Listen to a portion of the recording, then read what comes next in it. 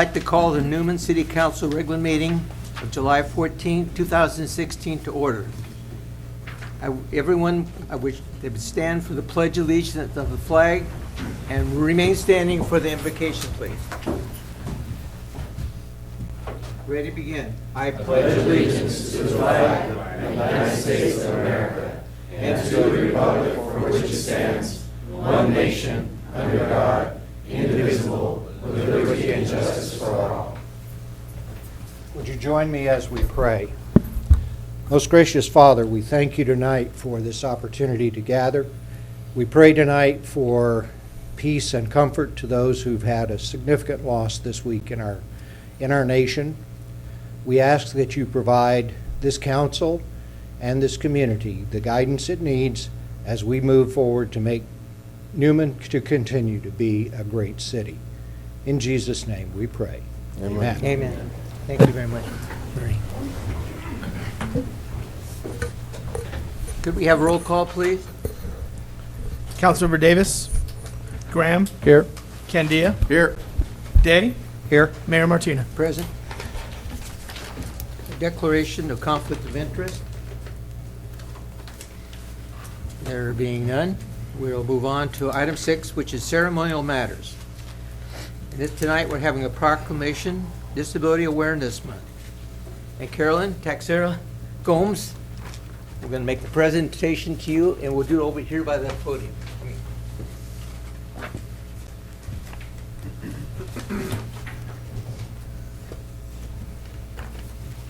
Welcome to Newman. Thank you. Thank you for coming. I was talking to Carolyn earlier, and apparently most places do have an awareness of disabilities. In Newman, I guess this is our first one, so it's going to be annual from now on, so we'll make this presentation.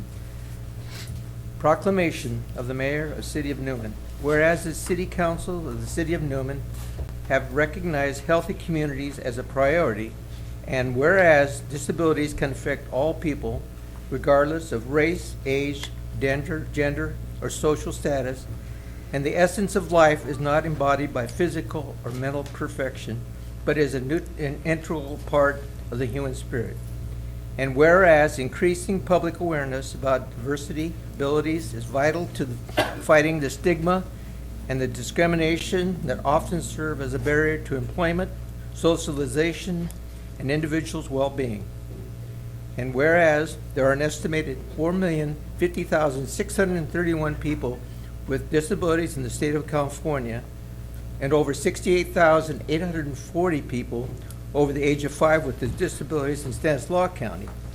And whereas within the next year, at least 1 of 8 Californians will experience a disability personally or through a family member. And whereas the City of Newman wants to celebrate and recognize people of different abilities, and whereas people with different abilities are independent, productive, and part of the community. And whereas education, understanding, access, engagement, and relationships are important components of connecting livable and healthy communities. And whereas communities thrive when residents appreciate the unique gift inside people of all abilities. And whereas by developing relationships with our neighbors, we make our community a better place. Everyone participates as a valued member. And whereas the Society for Disability will commemorate June 2016 each year as Disability Awareness Month. Therefore, I, Bob Martina, on behalf of the City of Newman, do by here proclaim the month of June as Disability Awareness Month in the City of Newman, and urge all citizens to become aware of the needs and capabilities of persons with disabilities. And Karen, Thank you. Congratulations. Thank you.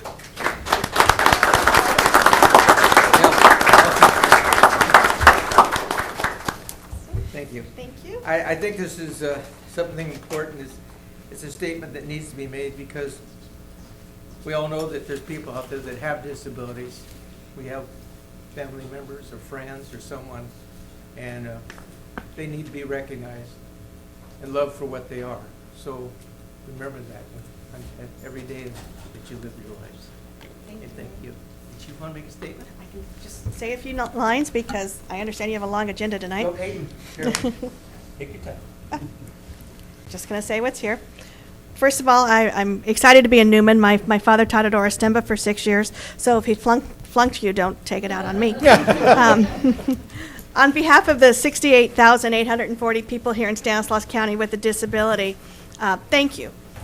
For over 69 years, the Society for Disabilities has enhanced the quality of life for people with disabilities through social, recreational, educational programs.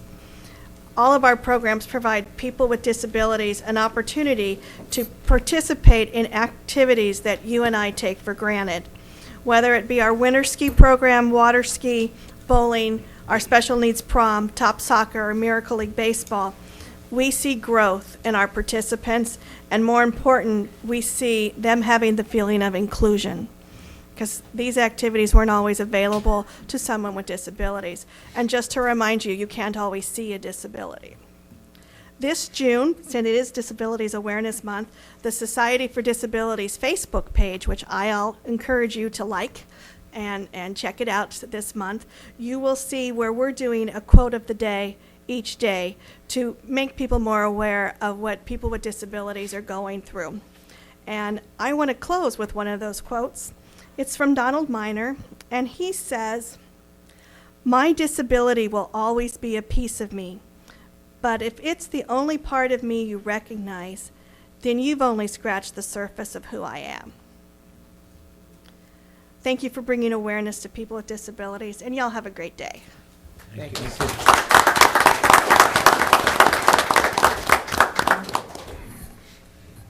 With that, we'll move on to item 7. This is items from the public. These are non-agenda items. If anyone would like to speak to the council this time, please go to the podium and state your name and address, please, for the record.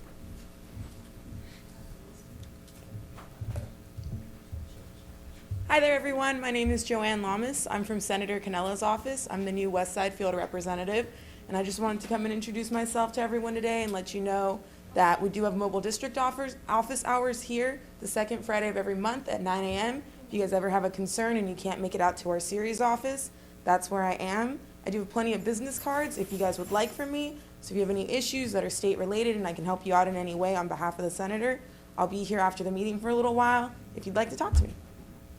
Thank you so much. Thank you.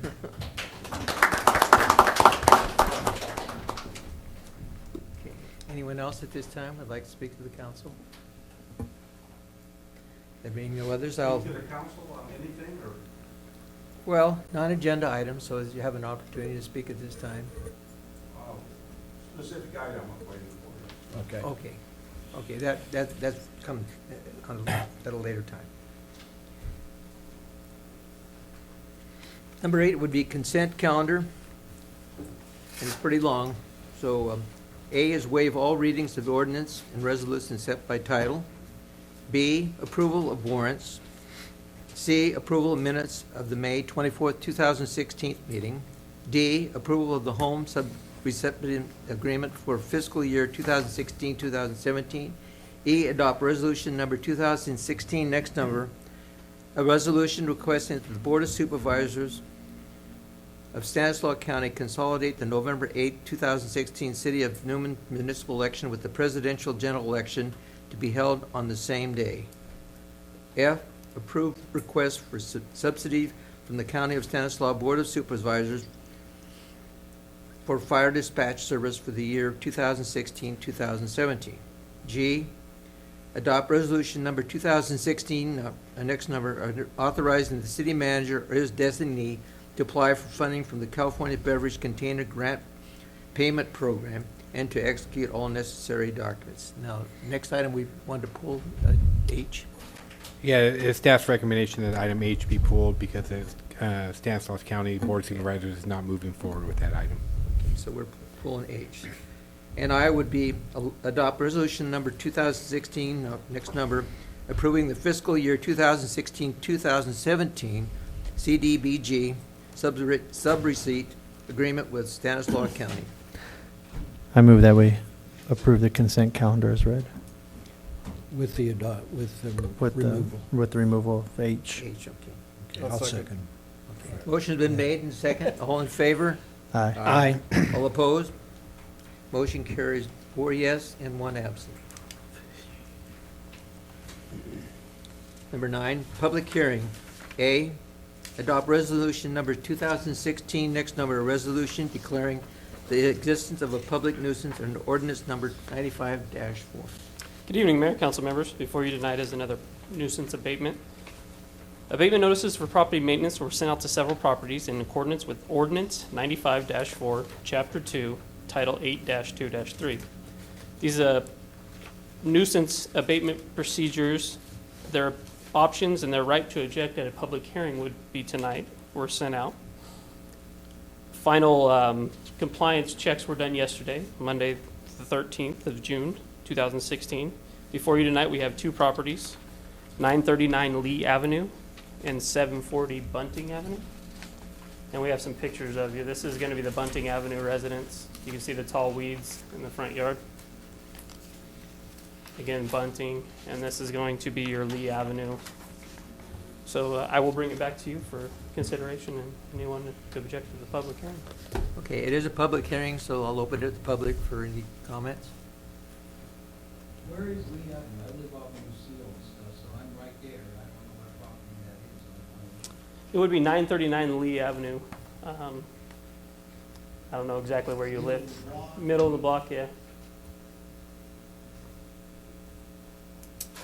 Any other comments, sir?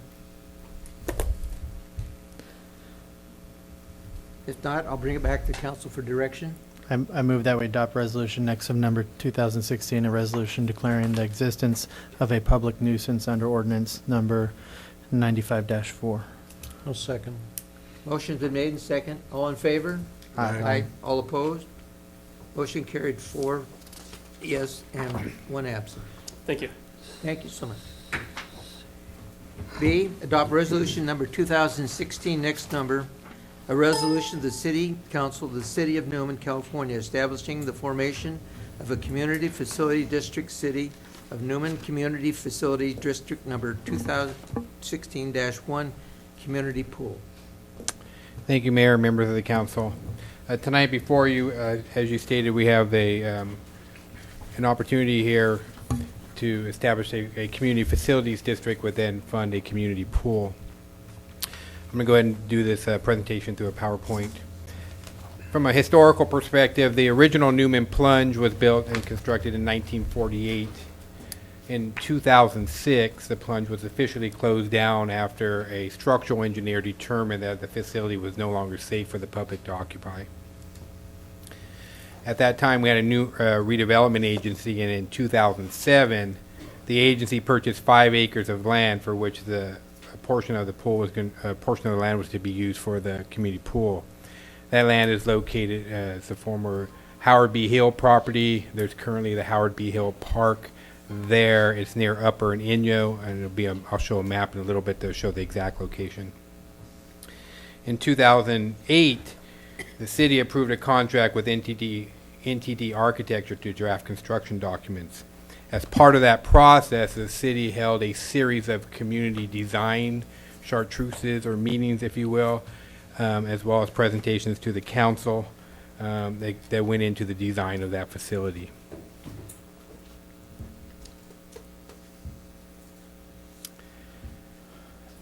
As we went along in 2010, the city applied for some Prop 84 grants, and while we made it to the final round, unfortunately, we did not receive grant funding. The following year, the guidelines were changed, and the city applied again, but unfortunately, we were not again successful in that second year.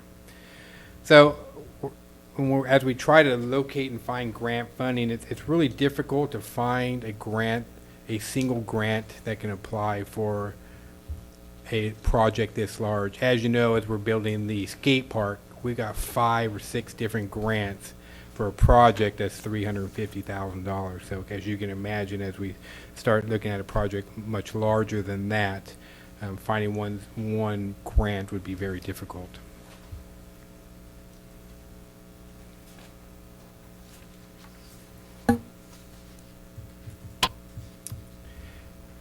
So it should be noted in 2011, our governor and our California state legislature killed redevelopment. Redevelopment at that time had paid for the property and had paid for the designers to come in and host meetings with the community, as well as develop construction documents to a certain level, and that level was about 70% at the time. And again, unfortunately, without redevelopment, we had no revenue stream to move forward with this construction, as well as the maintenance of that facility. So in January 2015, we had an election cycle in November of 2014 where we had some new members of the council come on board. And during that time, when the council was walking the precincts and talking to the community, there was a common recurring theme that a lot of the people that they were visiting were asking about the pool. So after the new council members were seated, they directed staff that, hey, we probably want to look into this. There was enough interest out in the community. We should start looking at that. So in January of 15, just last year, the council announced the formation of a community committee. And they asked people to sign up for this community committee to sit with a subcommittee of the council to help explore funding mechanisms that could help this project move along forward. There were 7 people that requested appointment to the committee, and all 7 were appointed to the subcommittee. Over the course of approximately 9 months, the committee reviewed different funding mechanisms and the potential to develop this, including we looked at different recreational opportunities. We looked at the city owns 9.5 acres off of Mariposa behind Yolo Middle School. We looked at can this fund the development of four softball fields, baseball fields on that property. We looked at adding 2 soccer fields to Yolo Middle School. And then in part of the northwest quadrant, there's a proposed sports complex out there, about 10 acres. And we looked at the opportunity of creating a funding mechanism to develop that project as well. Unfortunately, when you added all those projects on top of the community pool project, the numbers were staggering.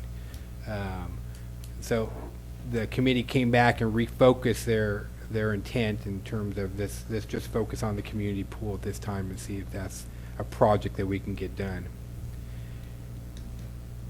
It was determined after looking at different funding mechanisms, and some of those mechanisms we looked at were a general obligation bond, where the community passes a general obligation bond, a parcel tax, assessment district, there's what's called an enhanced infrastructure financing district, and then ultimately what's called a community facilities district.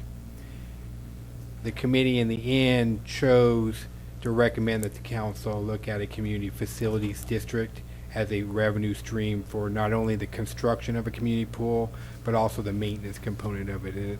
And that was the difference really between community facility districts and some of those other ones, is you got 2 different revenue streams here. It doesn't do you any good to build a facility if you don't have the money to maintain it.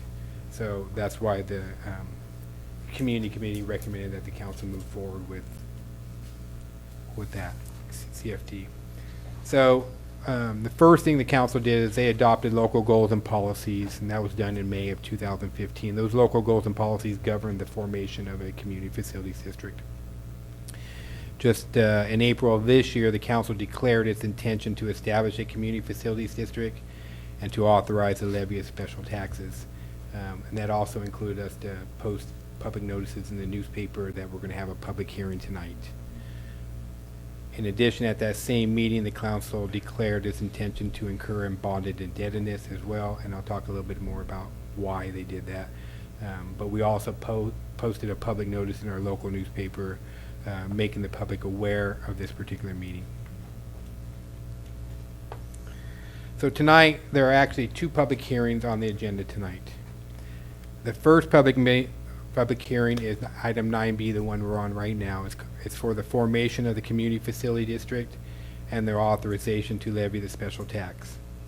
The second public hearing, which is item 9C, which is going to be next, I'm going to talk a lot about that interrelated during this one presentation tonight, is to authorize bonded indebtedness. And what that means is the city would be able to go out and sell bonds and basically take a loan and use a revenue stream to pay off those bonds. So tonight's public hearing is an opportunity for the public to, one, ask questions regarding the project or proposal so you have a clear understanding of what it is that the CFD is. And also, it's your opportunity as a public to state either their opposition to or their support for the proposal or any portion thereof. You may like some portions of it and not like other ones. This is your opportunity to voice those concerns to the council. Oop, can you go back one? At the conclusion of the public hearing, the council needs to make some determination. State law requires that if 50% of the registered voters within the district file written protest, the proceedings must be abandoned and the proposal may not be renewed for a minimum of 1 year. If the majority only object to some aspect of the proposal, the council has the opportunity to only remove that aspect of the proposal. Even if a majority of the people tonight do not voice, or voice less than 50% voice opposition to it, or do not, that does not compel the council to vote in any particular direction. They still retain the full discretion to whether approve or not if 50% do not file the written protest. So I'm going to talk a little bit about what the facilities are that we're proposing, and then we'll show a few images. What we're talking about today is an 8-lane, 25-yard competition pool. It includes a 1-meter diving board. The capacity of that competition pool when it's used for recreational free swim or free swim is 240 swimmers. In addition to the competition pool, it's being proposed that there's a 2,000 square foot spray pad that would be along with it. There would be one main building on this property developed that would serve the public, and then there would be a second building on the property to house the equipment. The public building will include restrooms with changing areas. There will be a separate restroom, a single stall restroom that's dedicated for families. There's a first aid and a lifeguard room. There's a separate administration and ticketing area for getting in and out. And then there'd be a concession area with an outdoor food court or concession stand and tables, if you will. As we move forward, we're kind of showing you a layout of where the area is. As you can see here, this is Merced Street, Inyo, Upper. This is Fresno Street. This is the Howard Hill Park, and this is part of the project that was already developed with grant funding. The remaining area is the area that has been originally included to include the development of the community pool. Because we had originally scaled back the original plan that the committee originally approved in 2008, 2009, we've taken the site plan, we've modified it a little bit. As you can see here, there's a 25-yard lap pool, which is the competition pool with a 1-meter diving board. The depth of that pool starts about 3.5 feet on one side. The side with the diving board and the starting blocks for the competition is 12 feet deep. There's also a step entry over here, and then obviously there'll be a lift for handicap accessibility on there as well. This facility right here are bleachers to watch a competition when there are competitions going on.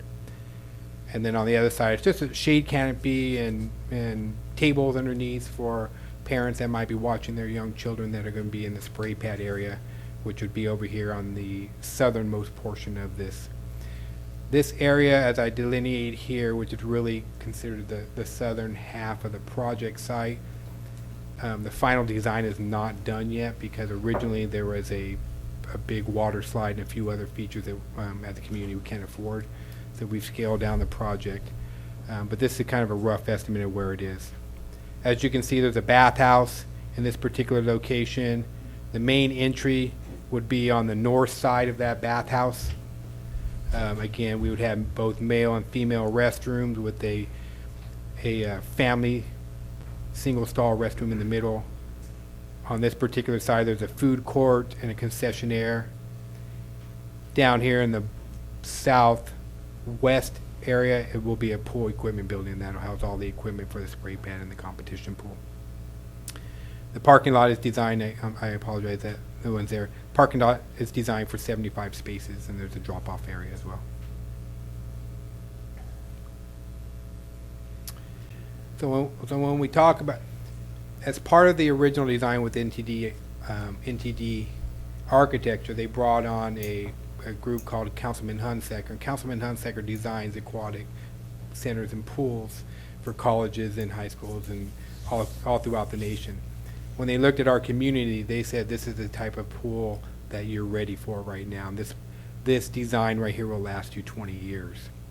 So what we have is an 8-lane, 25-yard competition pool. Up here on the top are starting blocks. There's a 1-meter springboard on the pool as well. It's a deck level pool, which means the water comes all the way up to the ground level.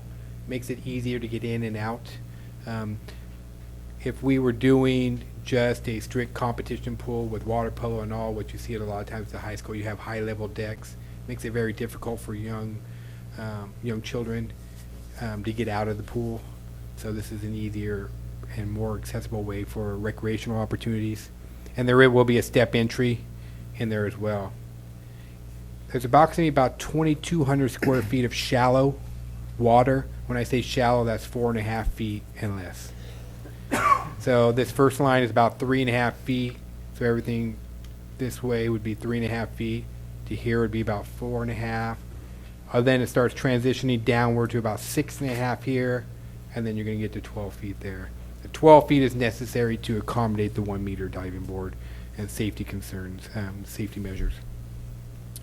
When they designed this pool, the program that we really had in mind were this pool would accommodate a high school competitive swim team.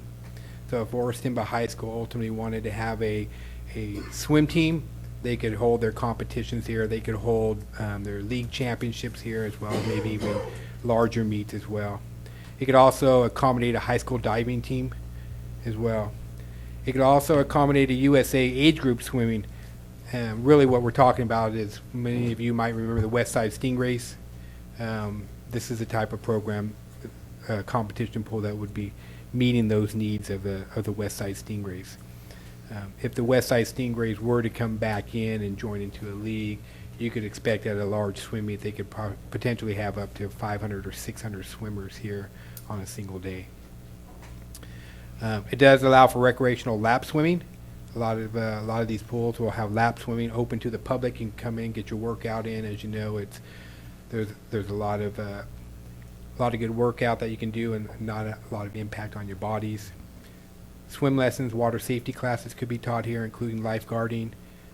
Because the depth is only 3.5 feet on one side, you can't do a full water polo team, but you can do an introduction and have that occur in the deeper end of the pool. You just can't have the competitions here because it's not deep enough on the one side. Again, in speaking with our consultants, they said because Newman's been without a pool for a number of years, it's going to take a while to get enough swimmers to a level that allows for a full water polo team. And then ultimately, water aerobics, aquatic fitness is designed for that as well. And as you know, a lot of our seniors take place in that because it's low impact on their body by doing it in the water. The capacity, again, for this particular pool during the summer recreational times is 240 persons. It should be noted that this facility here, the only real difference between this facility and the plunge is it's 2 lanes wider. The plunge was a 6-lane pool. This is an 8-lane pool. The plunge was originally built with also a high dive as well. So it's not, we're kind of replacing lot for lot if it's a plunge plus 2 lanes. I'm sorry, move it back. So we talk about a spray pad. It's a lot of parks are using these now. It's safe for the kids. Kids have a great time in there. These are some of the elements that could go along with the spray pad on there. They have some of these in Turlock and some of the other facilities there as well. That would be, like I said, again, approximately 2,000 square feet. Now, getting into the rate and method of apportionment, and this is really where the rubber meets the road, and this is where the details are starting to come in. So if the council approves this tonight and ultimately gets to approve by the citizens, the district includes all the properties in the city. A single-family property would pay $148 a year, and it would show up on your tax bill. That's just under $12.50 a month. And multifamily properties would pay $96.20 per unit per year. As you know, it's an apartment complex, so they'll just get one bill based upon the number of units there. Other properties, including commercial and industrial properties, would pay the same as a single family at $148 a year. Low-income seniors who reside on their property as well as own it would be eligible for a 50% reduction in the cost. These figures represent the maximum allowable rate. They cannot go up. There is no cost of living increase. 5 years from now, the bill is not going to be $200. The maximum it can ever be is $148, unless the voters vote something for a change later down the road. This also sunsets after 30 years.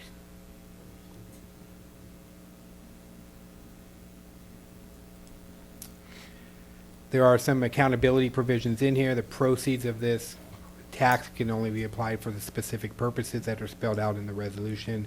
Basically, the construction, maintenance, and operation of the facility. The city has to create a special account just for these funds. There has to be an annual report prepared and presented to the public, and these funds will be subject to independent audits.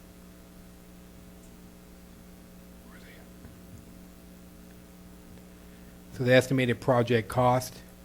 These project costs, again, we were working off an old estimate, and so we've been trying to scale this down. The site work alone is $1.8 million. That's the utilities, that's the clearing and grubbing, that's the excavation, that's a lot of the concrete work, that's the parking lots, $1.8 million for that.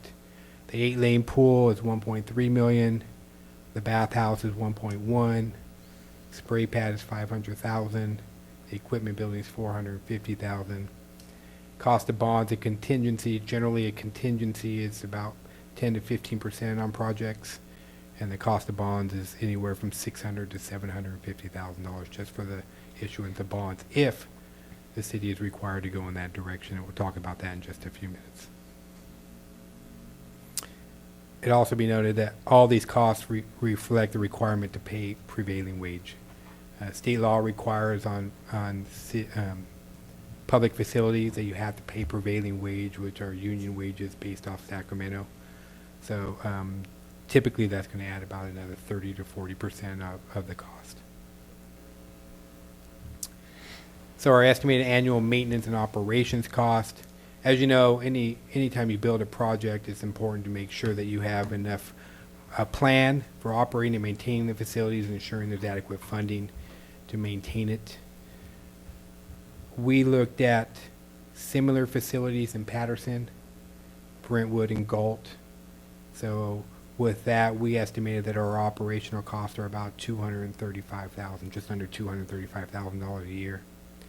Debt service, whether it be a loan with the county or bond payments, is roughly about $260,000 a year. And then we're estimating the cost of some of the audits and some of the reports that have to be generated, as well as paying the bills and some of the other things, estimated at a cost of about $50,000 a year.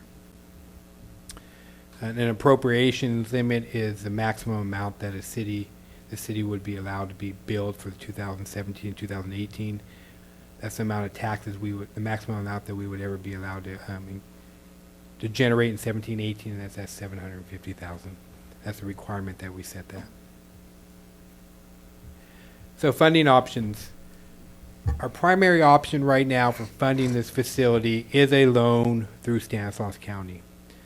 Some of you may have heard Supervisor DeMartini. He came to us and said and offered that he thinks that the county can provide the city a long-term loan to build this facility.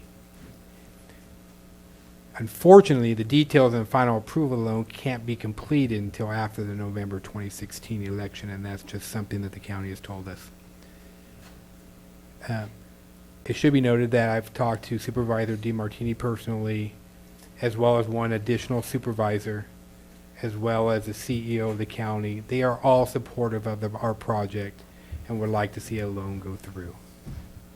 They just can't guarantee it. If it can't be guaranteed, we need a backup plan for building it if it is approved by the citizens. Can't put all our eggs in one basket.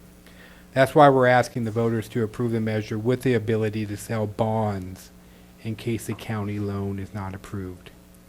If the county loan is approved, it's going to save our residents probably close to $750,000 off the project. That's just the cost of issuing bonds. So, as you know, we're going to obviously work hard to try to get that done. But if not, we have to keep the ability to sell bonds on the table. In all cases, if this measure is approved, we will be going and continuing to search out grants. The biggest challenge to receiving grants is most grant places want to see the ability to build the project. If they're going to give you $500,000, they want to know you have the rest of the money. No one likes to put the first dollar into a project. They all want to put the last dollar into the project. So if we can get this approved by the voters and show them we have the funding, the grants will become available to us. So tonight's actions. Tonight, again, the council is going to hold a public hearing on this item. At the conclusion of the public hearing, if the council determines that 50% of the registered voters have not protested the proceedings, they may elect to move forward. They're not compelled to, but they may elect to move forward. And that's on item 9B. If they move forward and give an affirmative vote on this agenda item, which is item 9B, that would approve the establishment of the Community Facilities District number 2016-1. It would authorize the levying of a special tax in compliance with the rate and method of apportionment that's attached in the package. It would establish an appropriations limit for fiscal year 17-18. This matter still has to be submitted to the voters, and the voters have to approve it. Even if the council goes forward, that just makes a decision that they're going to put the vote to the people tonight. In November, excuse me. And then ultimately they'll decide in November whether or not to move forward with the project. The second item on tonight's agenda is item 9C, which will be next. And again, this is just the opportunity, again, for the public to voice their opposition and support for the possibility of incurring bonded indebtedness. Again, that's our backup plan. If we cannot get a county loan and the voters ultimately approve this thing, we need to maintain the ability to sell bonds just in case the county does not come through with their loan. If the council does approve this tonight, it's still subject to voter approval in November. Lastly, if the council approves item 9B and 9C tonight, the third item on this agenda is item 10C, and that is ultimately to call for the election in November and to consolidate that election with our presidential general election.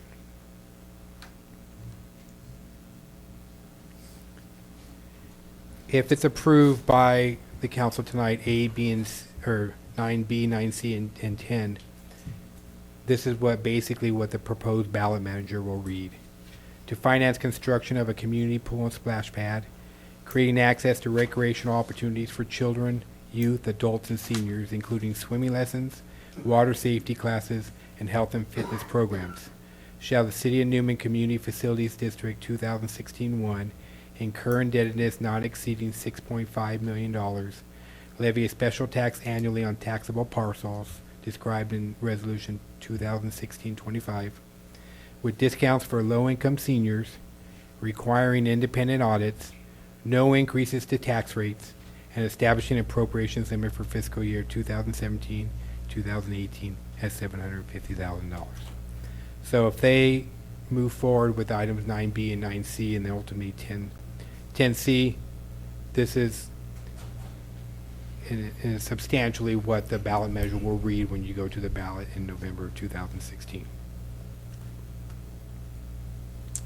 With that, I could answer any questions that the council may have at this time, and this is a public hearing, so members of the audience will have an opportunity to address you. And then, I'm sorry, Mayor, I know Mr. Romano's here, but we do have a letter from the majority landowner for the Northwest Quadrant that's here to present a letter to you. Any questions from council? Okay. Since this is a public hearing, I'll open it up to the public for any comments. And anyone that'd like to make a comment, please go to the podium and state your name and your address, please.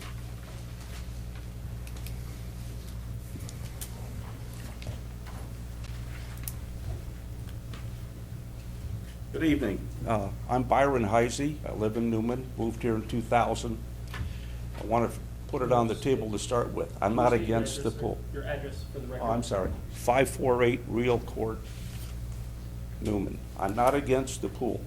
I want to stand up for seniors. I don't believe, Mr. Holland, I'm not trying to get into an argument, but you made a comment earlier in this process where you said that the economy has now stabilized. The economy in this country has not stabilized. It is the most anemic growth from a recession that we've ever had. That's a false statement. I also have concerns over the fact that the vote will only, if it comes out to do this project, will only impact property owners. Who's going to be able to use this? Non-property owners? They don't have any skin in the game. If nothing else should be taken out of this or added to this, is that you establish a baseline of what a senior is. There's no way for me to recoup the $148. It's not a lot of money. I got it. But I just had my health insurance go up 100% so I can pay for somebody else's health. My property taxes have gone back up. I'm paying taxes on a piece of property here in town that isn't worth what I paid for it. Somewhere along the line, you got to stop coming to the well and beating up on us people that have no way of increasing our income. Again, it's not a lot of money. But when you start adding up all these little chinks to the armor, it actually turns out to be a substantial amount of money. Again, I'm paying school bond taxes. I haven't had anybody in the educational system in decades. You've got another bill pending from the Newman's Crow's Landing School District where they want to extend the school bond, and that'll be another chunk of money going out. It's got to stop somewhere. I'm not the only senior in this room, and I'm not the only senior in town that is going to get impacted by continually taking your money away. You only have so much to live on. Now, you said in your comments here that low-income seniors will get a break. Well, why are you picking on me? I probably won't fit into that category. That's unfair. A senior is a senior. Figure out what the age group is. If you really want to do something for the people of this city, besides this swimming pool and all that, you really ought to get on your high horse and get the Orristimba flood control project, which has been approved by Congress. Jeff Denham got it through. I've been in contact with his office for a couple of years. And get rid of the flood district here so we don't have to pay a flood insurance. The last bill I got from FEMA for my house was $900 a year. Now, I found an outside source and it cut it in half. I'll be glad if you can get that project done. I'll give you your $148. But I don't think that I have to continually go on and be paying for somebody else's memories. Thank you. Thank you very much.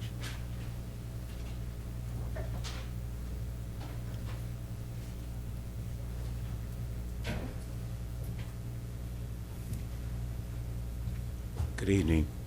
The name is Leroy McDonald, live at 224 Northampton Way, Newman, California. All due respect to the gentleman, is that when Mike Harlan talked about the economy going well, or whether it's doing well or not, he's just going by statistics. And as far as I'm concerned, the economy is moving in an upward bound. And as far as the swimming pool is concerned, I think that the city of Newman owe it to our youth. Our youth have nothing in this city to do, and I think it's essential that this swimming pool move forward so they have something that they could look forward to. Now, the $148 that we're talking about, it might be a quite bit for a senior, but I think that with the program that I guess is being pushed forward in reference to a percentage being taken off of that, it might, make a significant difference in terms of them paying into it. But in saying all this, I believe that we owe it to the city of Newman and our youth that this swimming pool moves forward.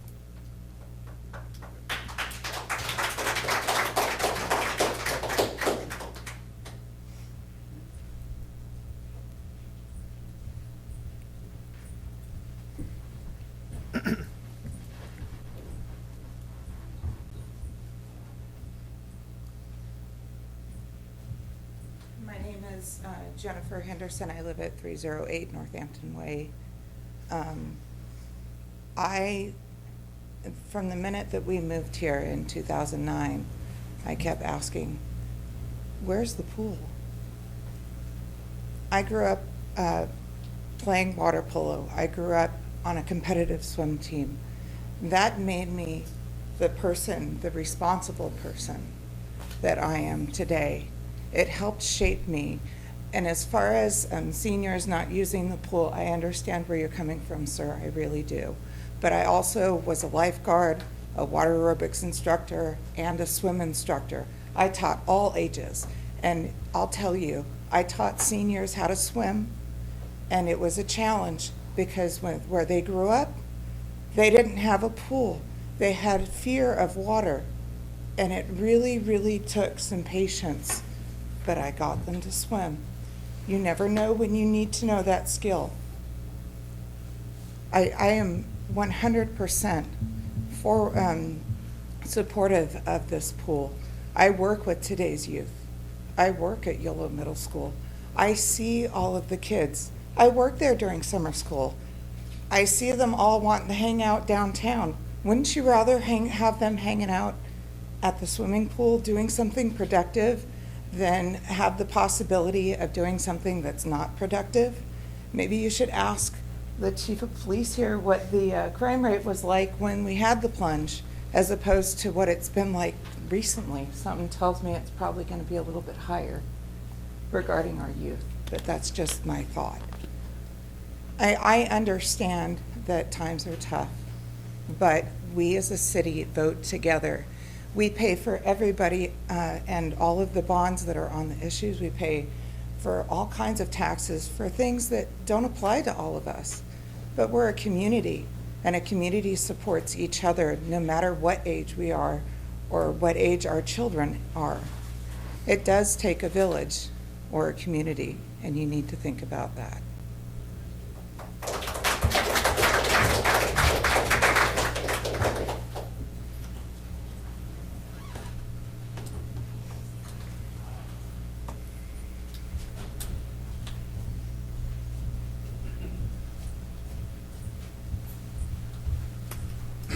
Good evening. My name is Carlos Correa. I live at 2140 Denali Park Court.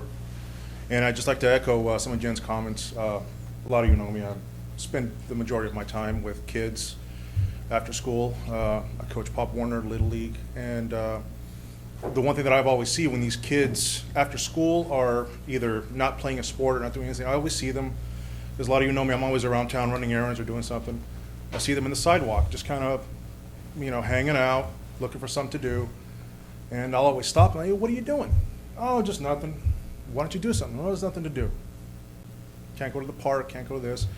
And what a pool will bring is something that's a little bit different than just grass on a field or dirt or some bases. something that'll be a little bit more engaging for them. And it's just something that'll probably teach them a sense of community at an earlier age than, because when they're out with us, you know, we're not really forcing them to do anything, but it's more of a controlled environment, as well. If we can get them some free play, it's just be a little bit better from the kids' perspective. As far as the funding aspect of it, we could be up here for weeks running numbers, different ways to pay for this, different ways to pay for that, who's going to pay for the majority of it, who's going to pay and not use, who's going to pay and use it the most. There's arguments to be made, you know, for both sides. But I think the one thing that we lose track of when we start throwing numbers back and forth is, why are we doing this? And let's be realistic, we're not doing this for anybody in this room, save for a few kids over there. We're doing this for the next generation that's going to come. It's got to be done sometime. And I think the time is now. I think the project looks good. You know, there might be some folks coming up here making amendments to the project, proposition for amendments to the project. But I think it looks good the way it is. And that's basically all I've got to say. Thank you for your time.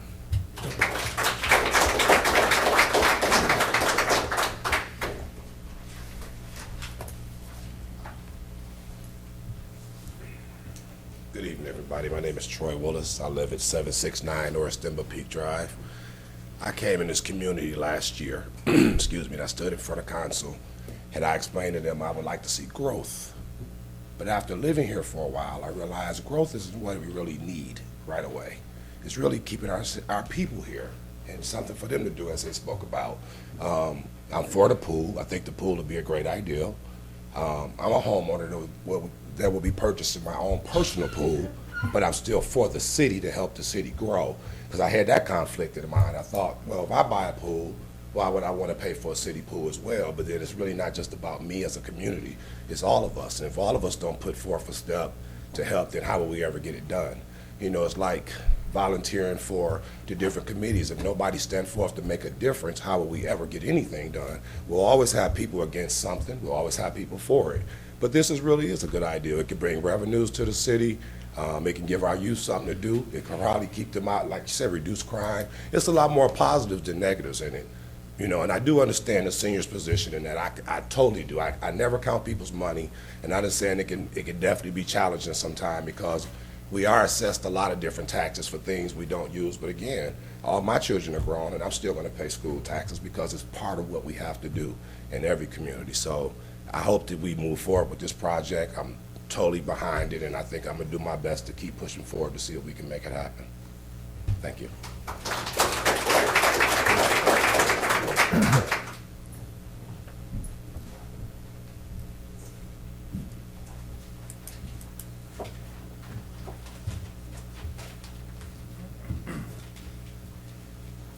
Good evening, Mayor, City Council members. My name is Alex Drabala. I live at 749 Black Mountain Lane. As I see it, there are numerous reasons and benefits to the City of Newman for having a community pool. Due to time constraints, I can't talk about each one, but I would like to touch on several. Number one, a city pool would create summer jobs for teens, teaching them responsibility and giving them pride in earning their own spending money. Number two, a city pool would give Newman the opportunity to have a recreational swim team, giving youth an opportunity to be part of a team and compete against other local teams. It would also give Orristimba High School the opportunity to have a competition swim team. Number three, a city pool would give people a place to perform low-impact exercises like lap swimming and water aerobics, promoting health and wellness to the community. Number four, a city pool would give people a place to take swimming lessons, which can help to prevent drownings at private home pools and other bodies of water. Number five, a city pool would provide supervised recreation activities, creating a safe place for youth to go when school is not in session, helping to reduce instances of juvenile delinquency. As you can see from my examples, a community pool can not only benefit people who don't have their own pools, but ones that do as well. Being that the feasibility analysis conducted May of 2015 and the community survey conducted in November of 2015 revealed that the majority of Newman residents support a community pool, I strongly support and urge others to support your plan of placing the measure on the November 2016 ballot. I'd also like to go off the cuff a little, and Mr. Holland, you said that it's difficult to get bonds started and nobody wants to be the one to give the first dollar to the project. I'd like to give the first dollar to this project. Thank you for your time.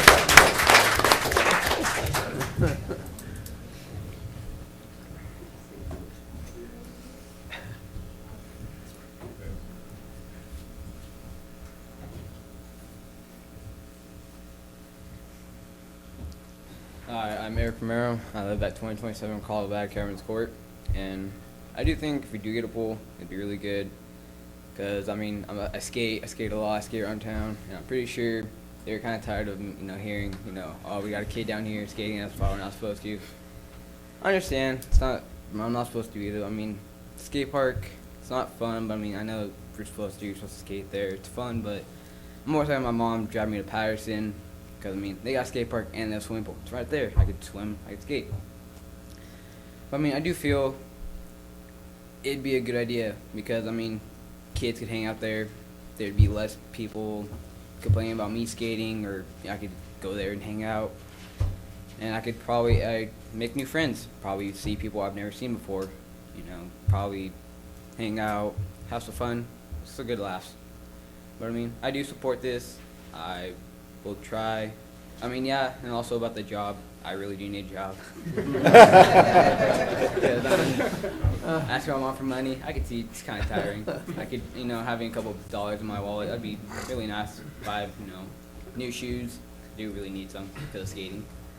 And, but yeah, I mean, I'm so down for it. I'd apply there. Might not get it, but I'd keep applying until I get it. Be a good thing to have. I mean, I'd love to have a swimming pool. I had one. Well, we did have one when we first moved here in 2005. I wasn't the best at swimming, but I mean, it was fun. It was right next to the skate park. I wasn't really fully there skating, but I mean, as I grew up and started skating, it was fun. I really wish you saw that swimming pool. I mean, skating is really, really, really good exercise, and it gets really hot during the summer too, like right now. So I wish I had a swimming pool in my house, but unfortunately I don't. I mean, this would be a good cause. I mean, from the skate park for a good hour or two, let's go swim, and from there home. But yeah, I think this should be a good idea. Hopefully we do go through with it. It'd be really great to have for Newman. Thank you.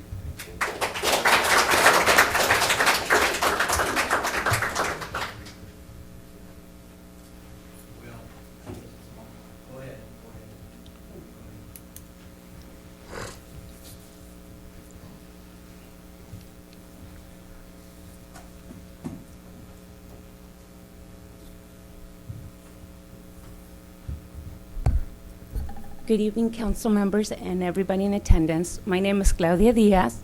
I live at 1177 Walnut Creek Drive. I'm a proud resident of Newman since 2004. When I moved to town, I had 2 teenagers with me, and we always looked forward to going to the swimming pool. I don't have a swimming pool yet, can't afford a swimming pool, but when I would take them to the plunge, we did something together as a family. Let them play with their friends. I chit-chatted with my new neighbors, got to know the residents around town. I have 2 little girls since then. My kids grew up waiting for that plunge to reopen. They're up in Sacramento. They have their own swimming pools in their own apartments, and good for them. But I have 2 little girls that, unless I take my time to drive them to Patterson, to Gustine, to Crow's Landing, or a friend invites them to their swimming pool, they have nowhere to go. Sometimes I'm tired. I work for the school district, and I'm really happy about that. But I get tired. I'm in PTO. I got all these other things going on, so they have to wait. The summer evening class, free swimming is open right now in Gustine, Tuesdays and Thursdays. And, I try to take them, but I'm not always available to take them when they want to go. I would really love to see a swimming pool be put back into Newman. I know my knee is hard for a lot of us, not just seniors, but a lot of us struggle. But I know that sometimes I spend $20 on the dumbest things out there, and I would much rather have $15, $20 go towards something that's going to benefit my daughters, my awesome nephew that spoke way better than I did because I'm freaking out at the moment. But it would be something that would bring pride back into the community. You know, when we have company that comes over, I can't say, oh, let's go to the pool, let's have an evening swim, or let's do this or that, because there's nothing. My older kids always complained, Mom, there's nothing to do in Newman. And, you know, unfortunately, mine did not skateboard. We did the swimming. Once I was gone, that was it. And this is something that I can share with my girls, have fun with my friends, and just have a good time out there. You know, I really hope that it does get on the ballot, that it does get passed, that everybody's opinions do come to light. And I know it's hard, but I think we can do it, and I think it'll benefit the whole community, and we'll bring others, attract people to our town, bring a little revenue. Instead of going to Gaston, come down here. We have something a little nicer, a little bit more updated, more fun for everybody. Get the money coming back. Get people to stay. Don't make my sister drive to Patterson every time he wants to go. You know, keep that in mind. I just hope that, you know, everything gets taken into consideration, and I really support this going on the ballots, and I would hope that you guys would pass it. Thank you.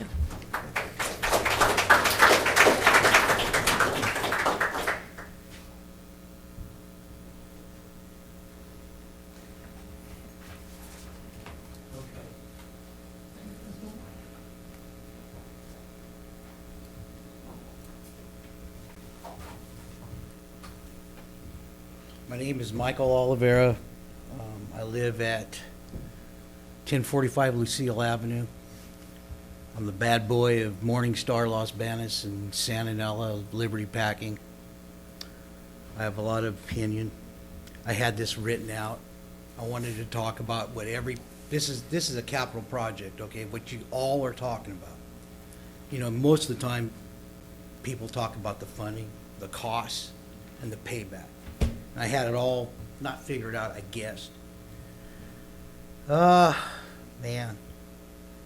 I haven't heard anybody talk about the total, what the actual funding total is going to be.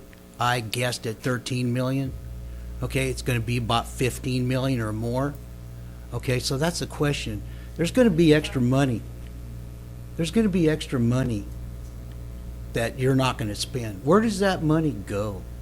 Okay, what are you going to do with it? Okay, secondly, the senior adjustment, it's going to reduce the funding, okay? Thirdly, the rate of growth, you're not talking about, I mean, these are questions that should be on your spreadsheet and everything. The rate of growth over 30 years could be a tremendous addition to the funding. I don't see anywhere. I just got this today, so it's my fault. I just got this today. And so some of my estimates are close, you know, but it could be way more than 15 million bucks. Okay? You know that this proposal is going to raise people's rents. I mean, I could go on and on about this. I mean, it's, to me, and I'm going to read part of my statement in the end. I don't think we're ready to do this. I'm against it. I don't think it's well thought out. I personally really don't trust you guys, okay? I want to read this, and then, you know, I'll leave you guys alone. I want to talk about the payback. Many people believe this project is about memories of the plunge and the need for our children to have the opportunity to experience the wonderful life we had in the 50s, 60s, and 70s. Doing the right thing for our kids and all of us feeling warm and fuzzy describes this group of people. I will concede this is an opinion that has merit. I'll admit it. I mean, I think it's a consideration that you know, it's emotion, but okay, I'll give you that. I want to give a different point of view to the project. From the beginning, the city council and staff have pushed the idea of the community pool. I can only tell you that the city is in an enviable position. If the election goes against this project, the city wins. City council wins. They did everything they could to make the pool a reality, but it failed. If the election goes for the pool, the city council wins again. I can hear council members and staff stating how proud they are the community pool became a reality under their watch. The good old boys can put a feather in their cap. The last thing I want to say is please join me in opposing this pool initiative. The city is not ready to go forward. There's too many unknowns. Obviously, I think it's proven in here. I think those questions aren't answered. It's way more than 13 million bucks. Okay? Emotion seems to be the driving force behind the community pool proposal. Thanks for your time. I apologize for my telephone going off, and that's all I have to say.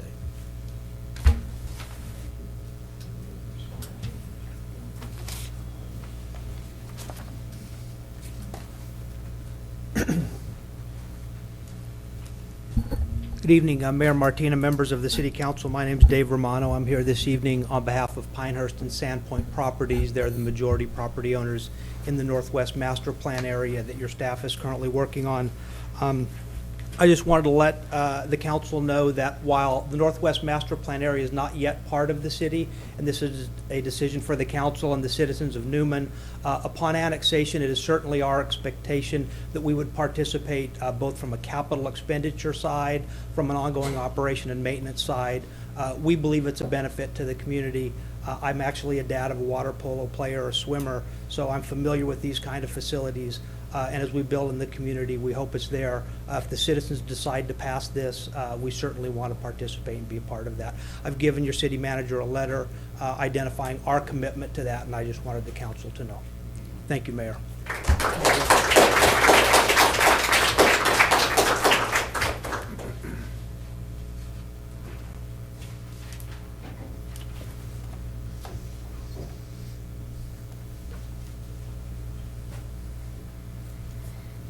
My name is Bobby Williams. I live at 683 Hagerman Peak Drive. And I had came here like, my mind was pretty much like against like this pool, but then as I heard like the people speak, and I thought back to my childhood, I always had a pool to go to like in the neighborhood that I came from. And in the summertime, I was there every day. It kept me out of trouble. I moved here to Newman. The temperature gets in the hundreds. It's hot. I couldn't imagine like being a kid and living here and not having a swimming pool. And as far as like the cost, $148, that's $12 a month. And I'm a senior myself, but I'm willing to, to sacrifice that. And it's not really that much of a sacrifice because it's not that much money. And as far as like the millions, excuse me, there's a cost involved in everything that you do. So, there's a lot of unknown factors.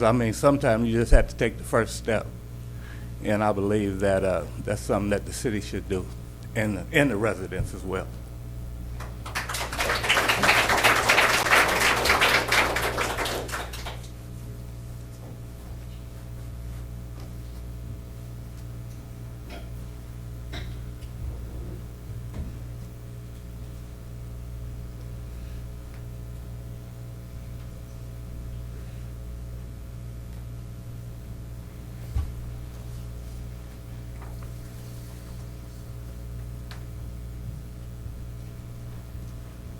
Sorry, I walk funny. That's my service dog, Sue over there, here for Disability Day.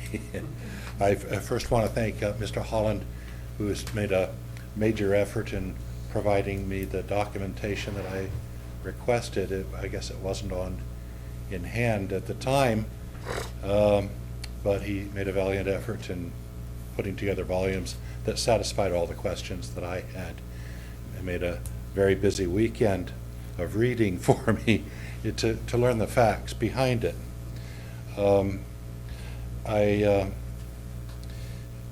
I have a number of issues and concerns. I'm calling, for lack of a better word, I want to call them objections. But the reality is, bear with me, please, at the end, at the conclusion, I have 3 recommendations that I would like to highlight. They're all aimed at having a pool. I do believe we should have a pool, but I'm more concerned about how we go about it.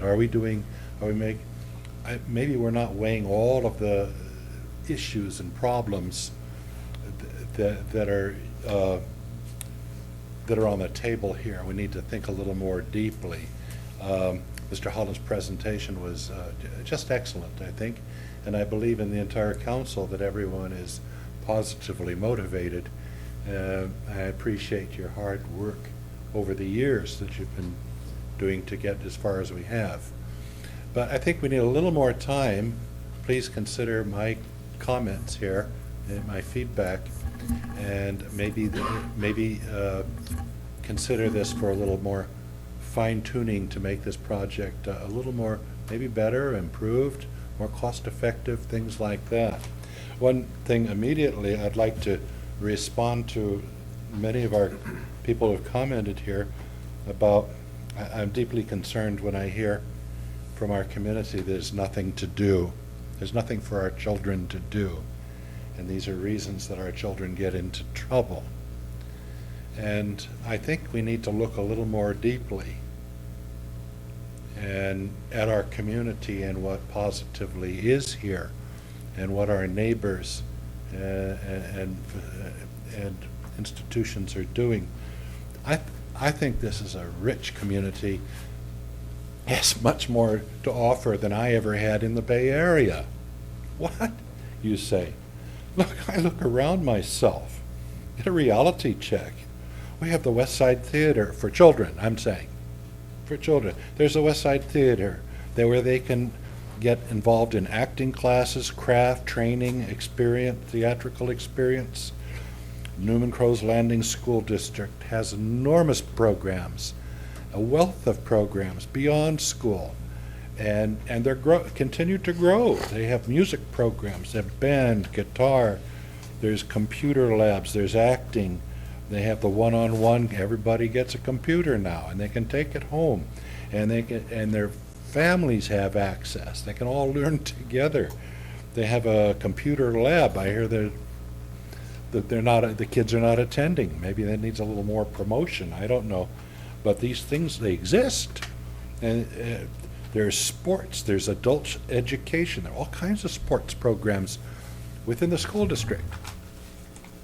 Then there's Interact, a very popular program that introduces our children to service programs, high moral value. The library, we pay a half-cent tax, I believe, supplementary tax to support our library. We have good staff. They have enormous number of programs, readings and arts and crafts and all kinds of programs there, too many to mention. We have the Swamp Rats Trap Club over on Hills Ferry. They have children's programs. If your boys or anybody, they want to go learn how to handle a gun, if they want to take a hunter safety course for free, it's there. And they have competitive trap shooting for children. They go out there, middle school, high school, all ages. Oristembah Field Archers. They're down by the river. They have a big facility. They get you equipment. They have free training, the gear. If you want to get into archery, the huge fields out there, targets, very interesting place, geared to the kids for free. There's the Newman Youth Center, very popular after school, anytime. Lots of activities there. They're building a skate park. We still have the old one, but we're making a newer and better one. Nothing to do? How about the 4-H club? We have a very active 4-H club, Future Farmers of America, and they have hands-on activities. This is not just books. They've got orchards. They have live animals. You learn animal husbandry, all kinds of things. What do you mean our children have nothing to do? This is not an excuse for getting into trouble. They're just not learning about it. We have sports already. The traditional method in the West Side is baseball and soccer and so forth. These are self-funded sports organizations, competitive organizations. That's beyond school, you know. These are traditionally self-funded. They've never been short of money. They're aimed at break even, and they do very well. I have many friends that are involved in these. These are supported by their parents. They're supported by volunteers. A couple of months ago, I gave $300 of brand new soccer equipment to a coach. I said, please just share that wherever it can do some good. A lot of citizens here contribute. They donate goods, time, money, services. We have good citizens in the city of Newman, and I have a few good friends, and I'm proud of them. The San Luis Reserve Parks system, the China Island is 2 miles away from here. Boy, I didn't get that in the Bay Area. You can take your mountain bike and go forever. And you can go hunting in there, you can go fishing. We have the canals here. The canals are full of fish. If you're into fishing, you don't have to go far. There's hiking, there's camping, there's boating. I was driving by Hills Ferry, that go-kart track, they're reviving that. They got them going, bzzz. The kids are having a ball up there.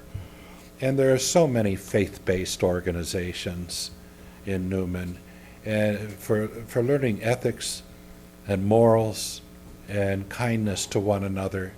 Don't tell me our children have nothing to do. We have to spend $6.5 million for a swimming pool because there's nothing to do. Please, let's resurrect what we have.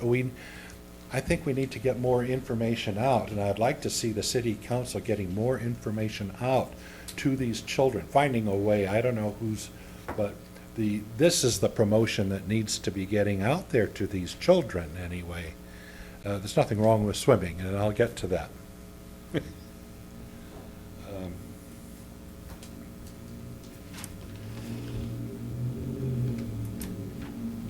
sorry, let me pick up my next issue. A lot of the information to the community, I think, has been very lacking concerning the aquatic center, and it has evolved and changed. It was first, as I read in the newspaper, it was called a recreation district at one time, and then in a services district. In the last article, it was referred to as a services district. Now it's a facilities district. I don't know, maybe it's just names. But there's been a lot of evolution and name change. There's a lot of confusion and misunderstanding among the public, I believe. There's the committee, the so-called community committee. I think there have been failures in this. The council appointed this committee, and obviously you felt that the initial members, they're proactive representatives for you. I had attempted to go to the bi-monthly meetings 2 or 3 times, and there was nobody there. Many of these meetings have not happened. I would call the next day, I would call City Hall. They said, oh, they canceled it at the last minute. There was no public notice of that. So I felt a little disappointed by that. I asked my neighbor, council member Graham, I said, Casey, please, next time you meet with this committee, will you please invite me along? I'd like to tag along with you. Just knock on the door, anything. And I asked a couple of times, but I never got an invite on this either. So I don't know that there's been much community outreach with this committee, is what I'm trying to report to the council.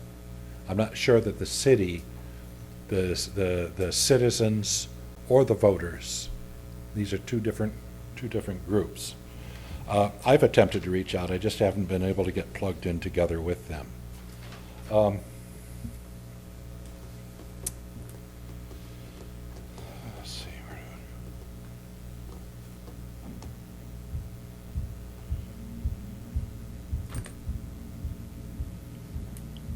I was a little disappointed,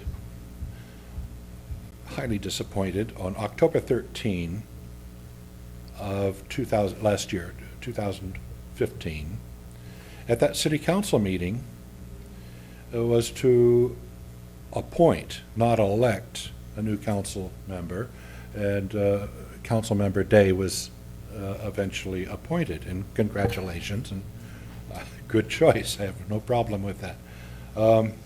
What did trouble me is we could have had, we have two appointments. Mayor Martino also is an appointment prior to that, and this was due to the planned resignation of Mayor Caton when he ran for election. Before he ran for election, he planned to resign. So with his resignation, unfortunately, the council decided and chose to appoint these two positions. And what the community loses through this is the opportunity to vote. And these issues of this aquatic park were central. I say that because in the interviews, Mr. Graham's, there were 10 questions that were screened by legal counsel. And as I heard the council member asking them, they seemed all like bona fide occupational qualifications. Relevant. They're good questions. Mr. Graham added one other question, a personal one of his, which was, what are your views on the skate center and aquatic park and sports, etc.? Which keys your hiring, your appointment, your consideration on that issue. This is not a bona fide occupational qualification. This is keyed in to asking, how are you going to vote before I hire you? It shows bias. I think it was a mistake. I'm sorry, but I think it was a mistake. But it does show bias, and of the 5 candidates, there were 6 total. 5 appeared for the council position. This shows there are many people that were interested. You were one, and it shows a great deal of community interest. But you were not considered. Only one was appointed. You could have been elected. And I believe there should have been an election in both of these cases. And I think the bias for who was selected was based on this program and how he would vote. Among those candidates, the most pressing problem that Mr. Graham asked, the answers among the 5 people were jobs and reducing city expenses, jobs and increasing revenue, public safety, and jobs. With one exception, Mr. Day mentioned youth programs was his priority. He was the one of 5 people that was different, and youth programs was selected and you were appointed.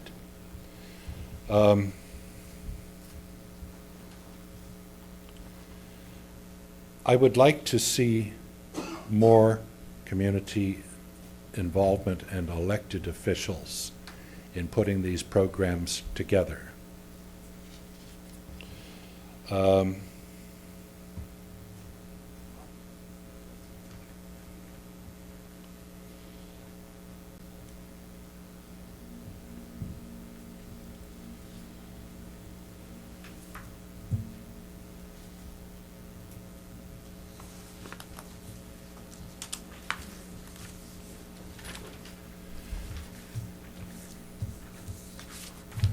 Do you think you possibly can conclude, and I think you've covered a lot of area.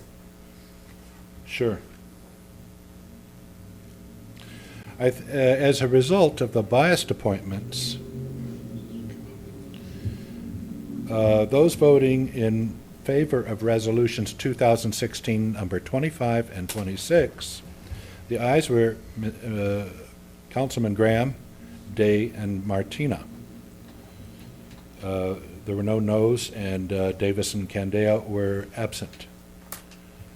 If you subtract appointees, Day and Martina, from the voting, these measures would not have passed.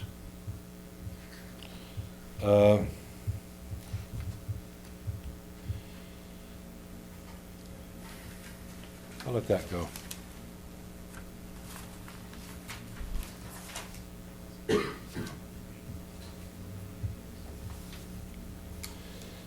The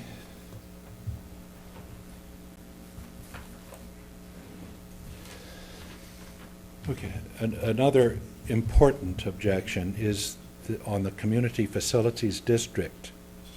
I believe that the boundaries are inappropriate. As the council has recommended, the boundaries of the facility district, they want to be contiguous, the same as the city of Newman. But as I've been learning, that the useful benefits, if that's the case, then the useful benefits of the aquatic center should be exclusively for Newman residents.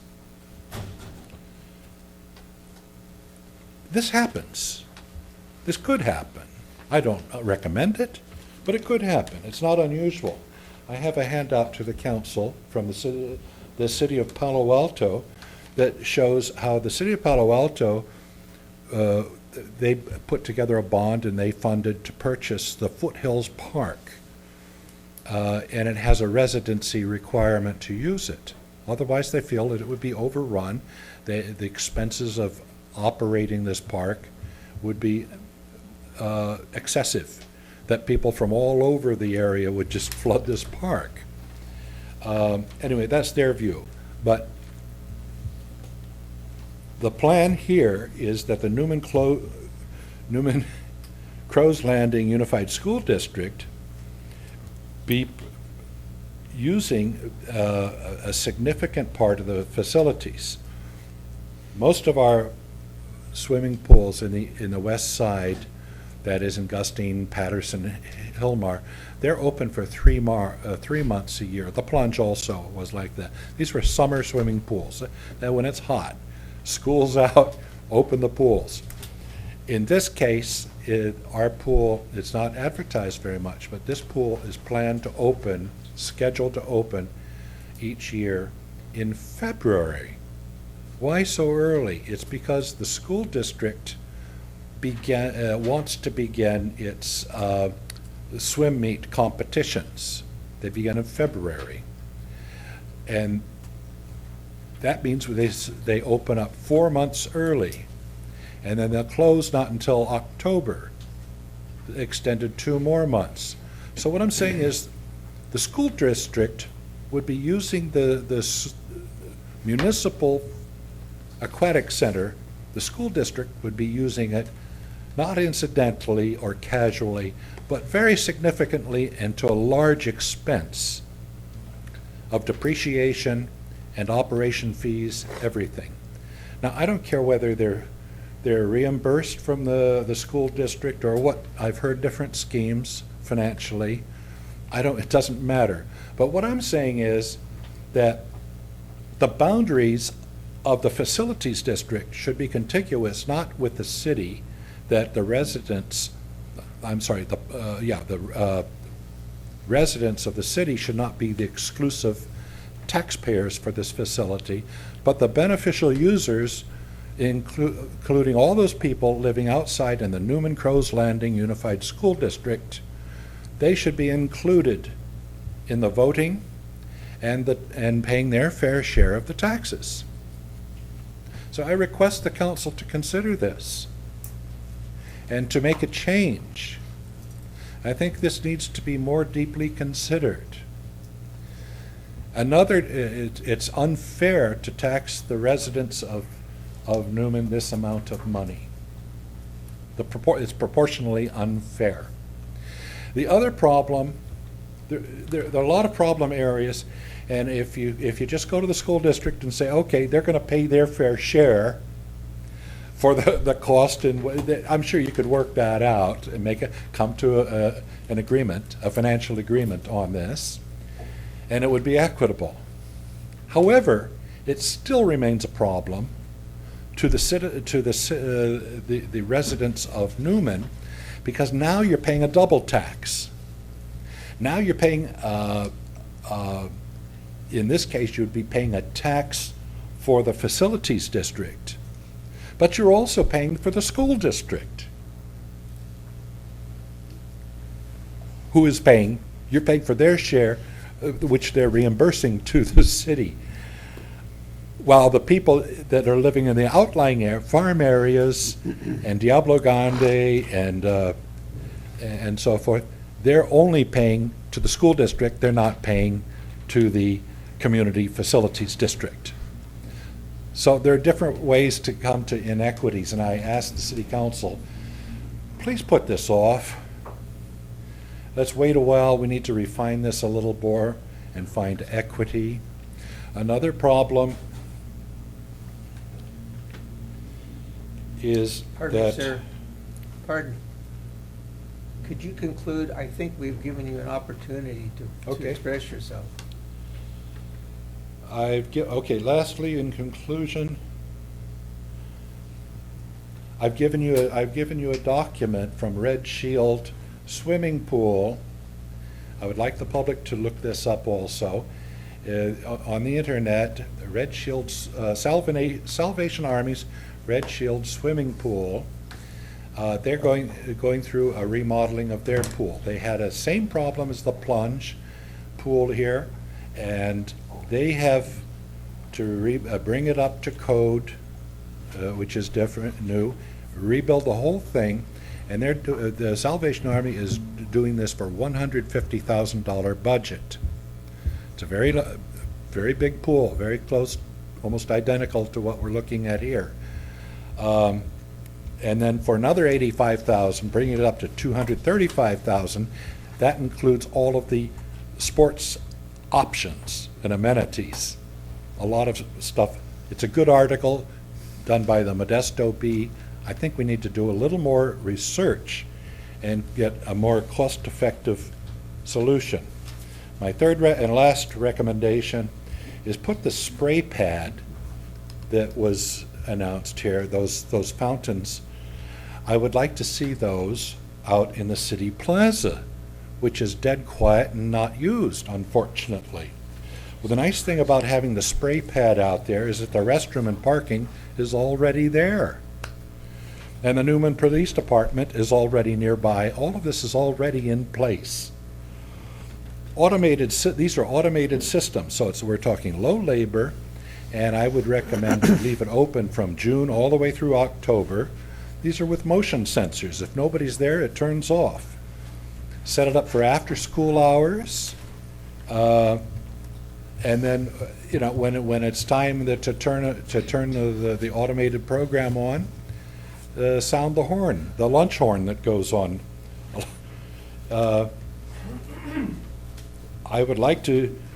Mr. Graham has asked to put a memorial flag out there. I love the idea. I'd like to see that on Highway 33. Call it Three Flags Memorial Park. I'd like to see American flag, a state flag, a City of Newman flag.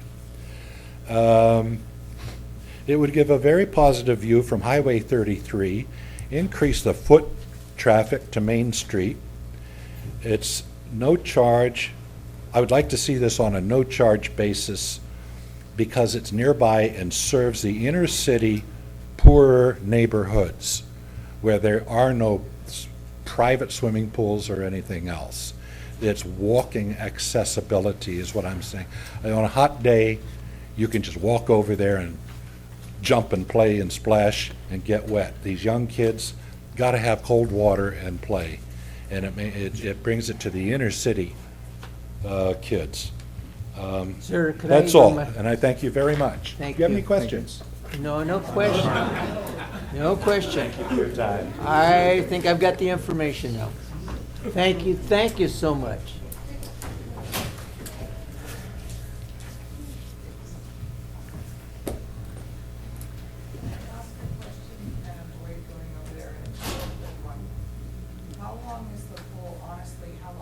I'll address it afterwards. After all the public comments, I'll address it. Okay. My name is Tony Buchero. I live at 1422 Via Fraga in Gustine, but I have been a longtime Newman resident. I was a former employee at the Newman Plunge. In my childhood, I swam in the summer recreation program for the Stingrays. The pool is something that is much more than just a hole in the ground where kids go hang out. And let's be serious about something. When teenagers say there's nothing to do, that means there's nothing they want to do. They want to do something fun. So the pool is something that is an equalizer for everyone in town.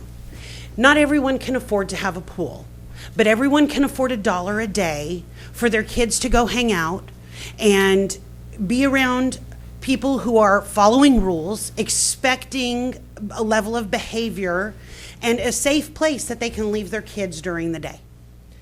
And that's a big need in this community. And so a pool is not just about a swim team. It's not just about a place to hang out. It's not just about a place to cool down, but it's a place where a community becomes a community. And, you know, we're talking about a lot of money. So it can't just be about memories and feel-good things. And it's got to be something that's responsible and respectful and a plus to our community.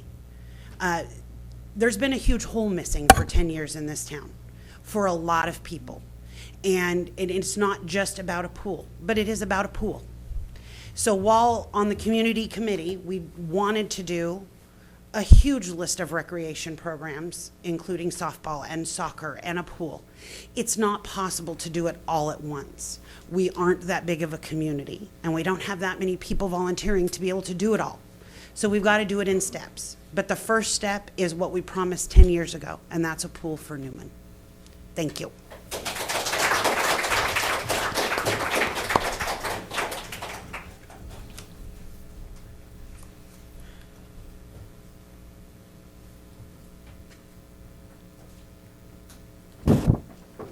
Okay, looks like no further comments?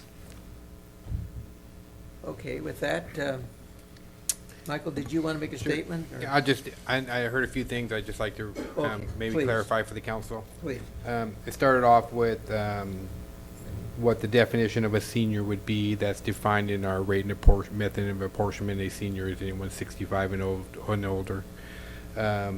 In terms of low income is a term that's determined by the federal government, and that's 80% of an annual income. That's a number that's produced by the state, California state.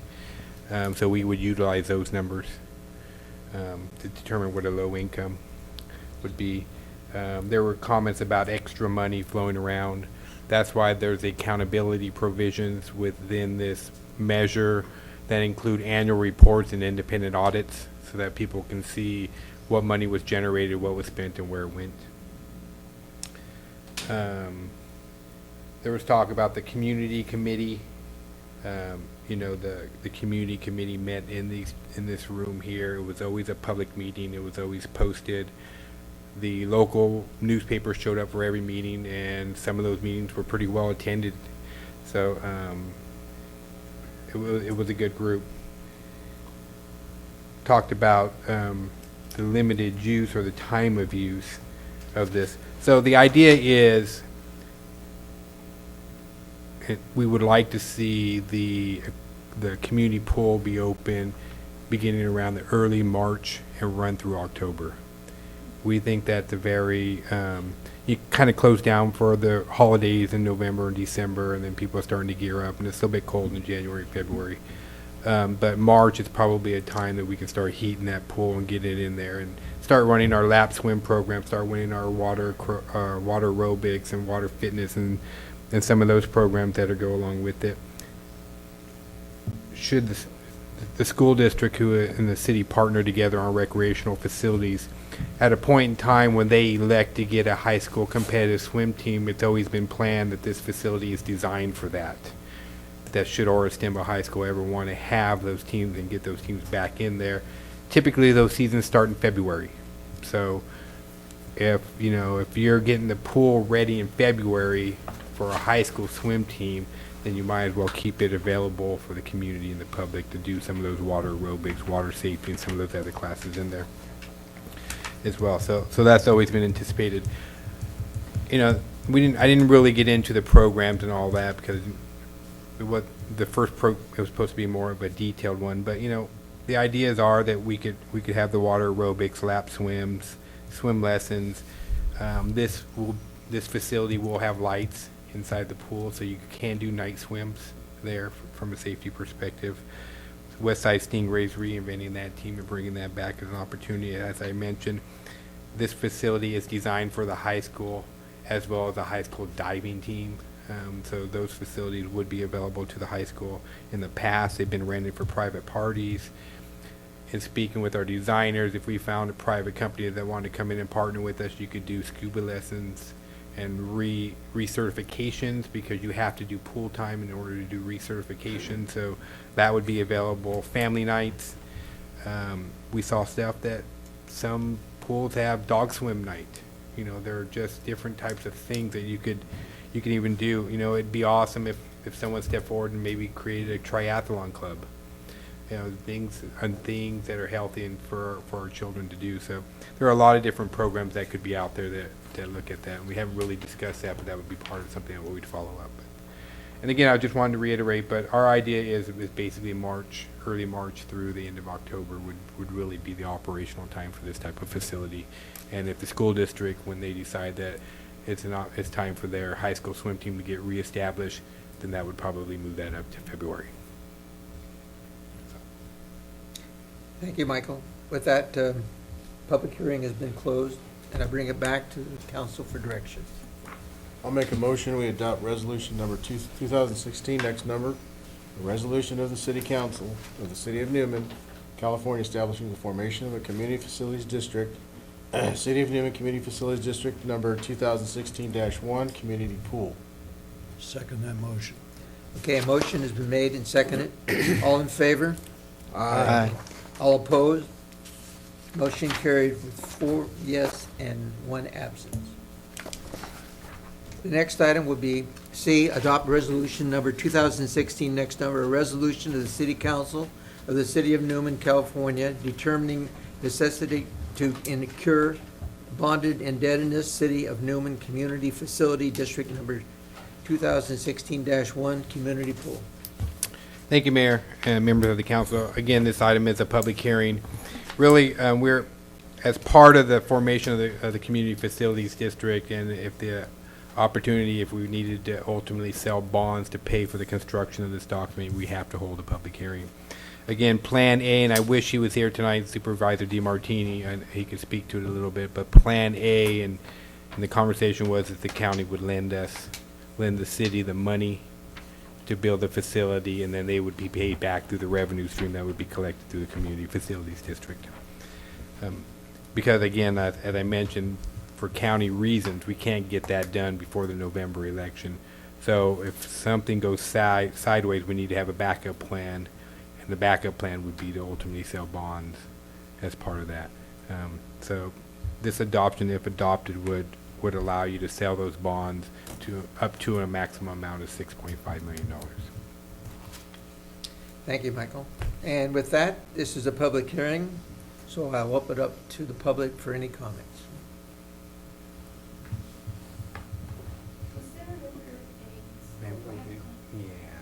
Angel, you have to go to the podium and say your name and address, please.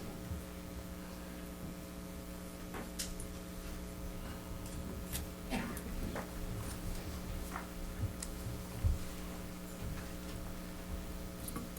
name is Angel Steinbeck, and I live at 1145 Wisteria Way.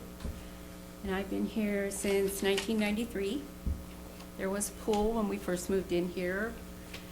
We didn't have any, our children were all grown by the time we moved here, but we had grandchildren. So we never went to the pool, but when the skate park was built, my husband helped build the skate park. My grandson broke his arm at the skate park, thank you. But just like when the plaza was up and some people were for the plaza and some people weren't, I was for it, my husband wasn't. I love the plaza, and I think the pool would be the same as the plaza. There are certain times a year when the plaza brings everybody together as a community, and it's just, that's the time of year when I really love living in Newman. I like the small town, I like the way everybody cares for everybody, and just watching the kids get up and talk about, they want a pool. I have one. When we moved here, it was like 110 degrees. I said, there's no way I'm living in Newman without a pool. I'm lucky. But there are kids that don't, and I think it would be beautiful. It would, just looking at the diagrams and everything up there, I think it would be really a nice addition to the town. I don't know if it's worth $6,500,000, but I still would like to see a pool in the town.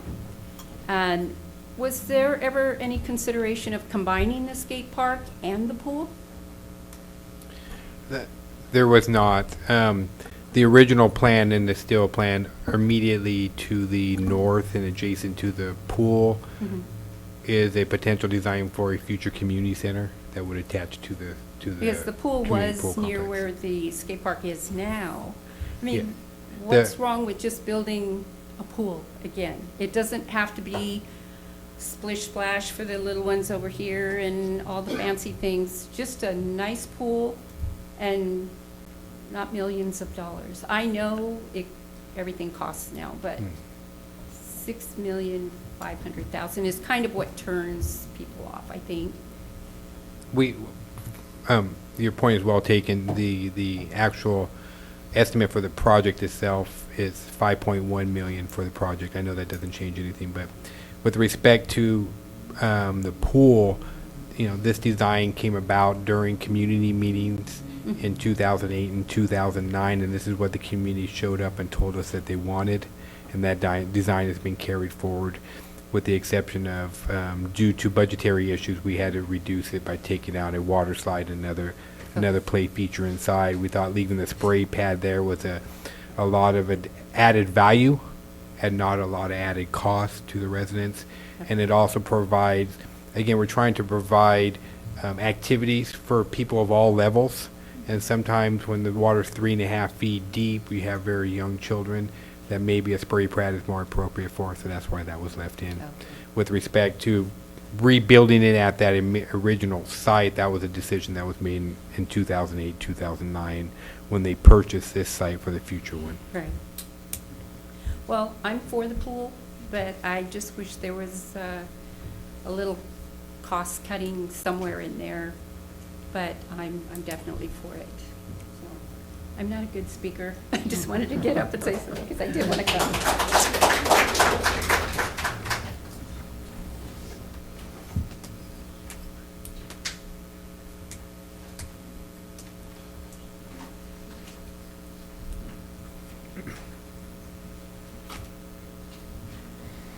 Okay, there being no further comments, I'm going to close this public hearing and bring it back to the council for direction. Move for adoption of Resolution 2016, next in number, a resolution of the City Council of the City of Newman, California, determining necessity to incur bonded indebtedness for the City of Newman Community Facilities District Number 2016-1 Community Pool. Second the motion. Motion is made and seconded. All in favor? Aye. All opposed? Motion carried with 4 yeses and 1 absent. And, here, wait, that's 2 parts of the puzzle. I would like to make a comment, because I can. I want to thank everyone for coming out tonight and for Absolutely. giving us all the information that you have, making it possible for make the decisions that we have to make for the community. And those 2 little girls, we want to build that pool so you can swim in it. And so, we're going to do it. We've got a lot of work to do yet. It's not going to be an easy thing. As many of you know, that it takes 2/3 of the voters to pass this bond. So, we're going to ask everyone to participate and get involved and make it happen, make it a reality, and bring our pool back to Newman. Mayor, I should just make a note, in working with our designers and our architects, they believe that if this measure is approved in November of this year, it's not unquestionable to believe that this facility could be ready to go for the summer of 2018. So about 2 years from now is what it would be, so. And with that, we'll move on to item 10. 9D, please. 9, excuse me. 90, I'm 9D. sorry. This is the first reading and introduction of ordinance number 2010, next number, an ordinance approving the Third Amendment to the Sherman Development Agreement. Thank you, Mayor. This is our another public hearing that we have tonight, which will be our fourth. Tonight, we have a request by the developer, and the city's in agreement with that. They would like to increase the lot coverage in the Sherman Ranch development area from 40% to 45%. The additional 5% would accommodate their largest single-story floor plan, for which the lots that they currently remain, this would push them over that level. If it's so approved, this amendment, for every lot that they utilize or increase above 40%, the developer has agreed to donate $1,000 to a veterans memorial that could be built here in the city of Newman, and he would make that donation in honor of his father, Mr. Harold Mothersell, and then that would go towards the design and construction of a veterans memorial here in town. I know there's a preliminary. I know this has been an issue or an item that the council has continually desired, and there's an idea of putting it on this corner property right here. So this would be a start in terms of collecting some funds to help make that project come to fruition. So with that, I can answer any questions that you may have on this item. And again, this is a public hearing. Okay, since this is a public hearing, I'm going to open it up to the public for any comments. There being none, I bring it back to the council for direction.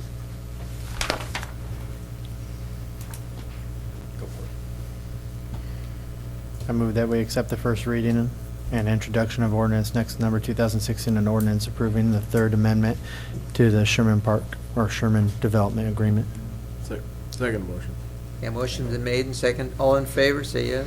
Aye. I'm sorry. All opposed? Motion carried. 4 yes and 1 absent.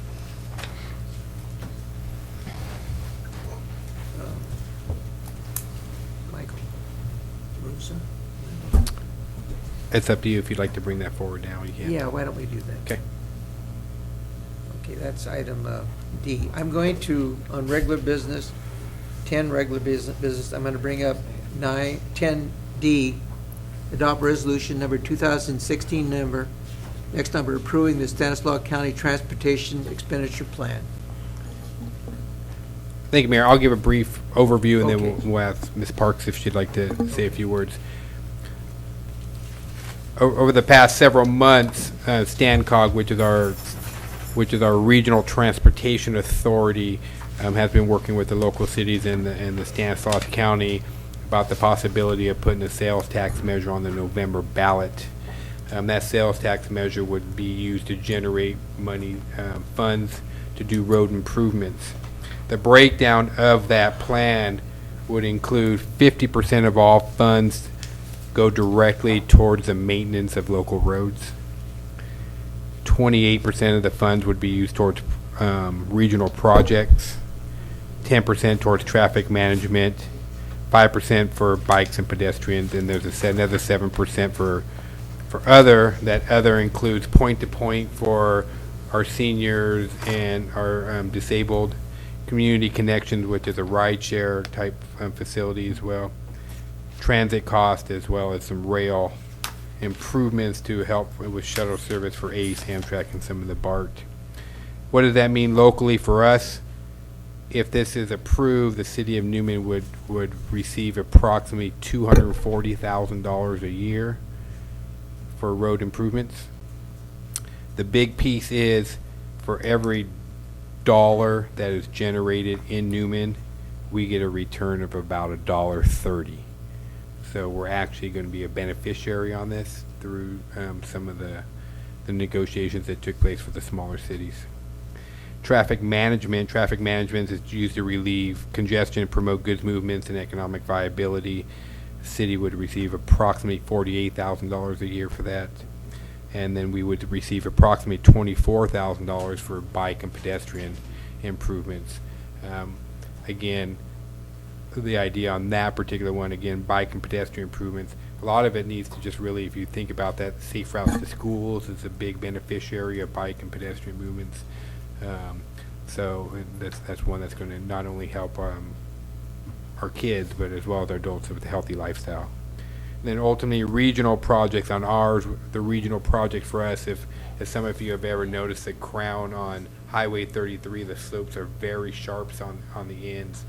That's really a safety hazard, and it does not meet ADA requirements. This would include $2.5 million for the city to help leverage some additional funding to correct that measure that Caltrans has created. So as part of the expenditure plan, those would be the Newman benefits to it. This would be a half-cent sales tax collected countywide. There's a sunset date of 25 years on that. It does include an oversight committee. The administrative costs are limited to a maximum of only 1% of the funds that are generated. 65% of the money stays local. So 65% of the money generated goes to local uses, not regional projects. This project, these funds would be protected from the state. The state could not come in and take these monies. These monies have to stay in Stanislaus County for Stanislaus County roads. And it does require annual audits and annual reporting. So, as I mentioned before, there is a fiscal impact to us that would be positive if this measure ever was successful in November. And to the tune of about $312,000 a year for the city of Newman. So, with that, we have a public hearing tonight. No, we don't have a public hearing on this one, I'm sorry. Okay. We had so many of them. But we're asking the council to go ahead and approve this. I mean, the executive director for Stancog is here, Ms. Rosa Parks, and I'd like to invite her up to say a few words. With that, I'd like to introduce the executive director from Stancog, Rosa Park, and make a presentation and just provide additional information that's already been given by Michael. Right. Thank you very much for having me, and good evening, Mayor and members of the council and staff and the public. Actually, Michael did an excellent job explaining all the key items here. We've been working very hard with this expenditure plan for the last, I don't know, I want to say 2 years actually, right, Michael? And he's been very involved as your city manager with all the other cities. This is really, we've been talking about this with other board members at the Stancog board. This is really the people's expenditure plan. As you know, 2 other attempts have been requested in the past in 2006 and 2008. This time, they really, the staff and our leadership in our board has been going out to the communities with our consultant to really see what is it that the community would want. So this expenditure plan is really answering to the community of what they would support. And it got unanimous support all from the city managers, which they meet on a monthly basis at the Stancog office, and Michael Holland sits in that committee. So he made sure that the city of Newman also was receiving their fair share on this expenditure plan. So it's actually, I have nothing more to say, but I do want to make a note on on the expenditure plan. As we were reviewing today for final, there's been a lot of work done on this. We found that on page 2 of your Exhibit A of the expenditure plan, page 2, it says that the funds would be distributed by population, and that's incorrect. It's a typo. It should read sales tax revenue generated. That is what has been agreed, not only unanimously by your city managers, but also by the policy board. So I wanted to make that comment tonight. So with that, I'm here to answer any questions that you may have. Any questions of Roseanne? Well, you explained so well, nobody has any questions. Michael did explain Well, so well. anyway, thank you so much for coming out to Newman. We appreciate it. Thank you very much. And, thank you. Mayor, With just, that, bring it back to. Can I just add one thing real quick? We talked about it a little bit earlier about, And I know there were some comments today about how everyone feels overtaxed, but I think the important thing to remember on this particular one, as well as the community facilities district, is these are 100% of these stay local. So many of our tax dollars leave our community. So we don't get any income tax back. All your income tax leaves our area and doesn't ever come back to us. We only get 10 cents on the dollar from your property taxes. Everything else doesn't come back to the city. So, when we pass some of these measures, these are you guys voting to take care of your own stuff, and those dollars stay local for you. So, local dollars doing local projects. Thank you, Mike. Mayor, may I make a comment? Oh, absolutely. Just very quick, and it's on the Oversight Committee, the citizens, how that will work. Each jurisdiction will be represented by one of your citizens, and it would be a nomination by your council. It's not a Stancog. You would make that recommendation to the Stancog board of who your citizen will be representing the city of Newman. So I just wanted to make that That's note. important. Thank you. Yes. With that, I bring it back to the council for direction. I'll make a motion, we adopt resolution number 2016, next number, approving the Stanislaus County Transportation Expenditure Plan. Second. Okay, motion been made and second. All in favor? Aye. All opposed? Motion carried 40 yes and 1 absent. And then we'll go back up to regular business A. And it's a report on the 2016 Fall Festival already. My goodness. I thought we were going to go backwards, we do C, but we can do this. This is fine. Good evening, Mayor, council members. Before you tonight is a report on the 2016 Fall Festival. This was also available online through the agenda, through the city's website, so I'll touch on some of the highlights of it and move forward from there. Routine street closures that have been requested are the same as they've always been. That'll be R Street on Wednesday of the Fall Festival, Fresno, Tulare, and Q around the park will be closed for the weekend, and the Fall Festival parade route on Sunday from 9 to 2. Generally, that road opens after the parade passes and the street sweeper's been able to come through and clean up after the horses. Scheduled events that may have a potential impact because they'll be out of the park and more likely downtown is the Little Miss and Mr. Newman contest on Thursday, September 1st. The Bailey's Legacy Fun Run on Saturday morning. That'll traverse the west side of the city, so there'll be some traffic impacts on that. That starts about 8 in the morning. The Evening Under the Stars event, formerly known as the Wine and Cheese, is in the city's plaza on Friday night. And that'll have additional security, fencing, and will be staffed by the police as well.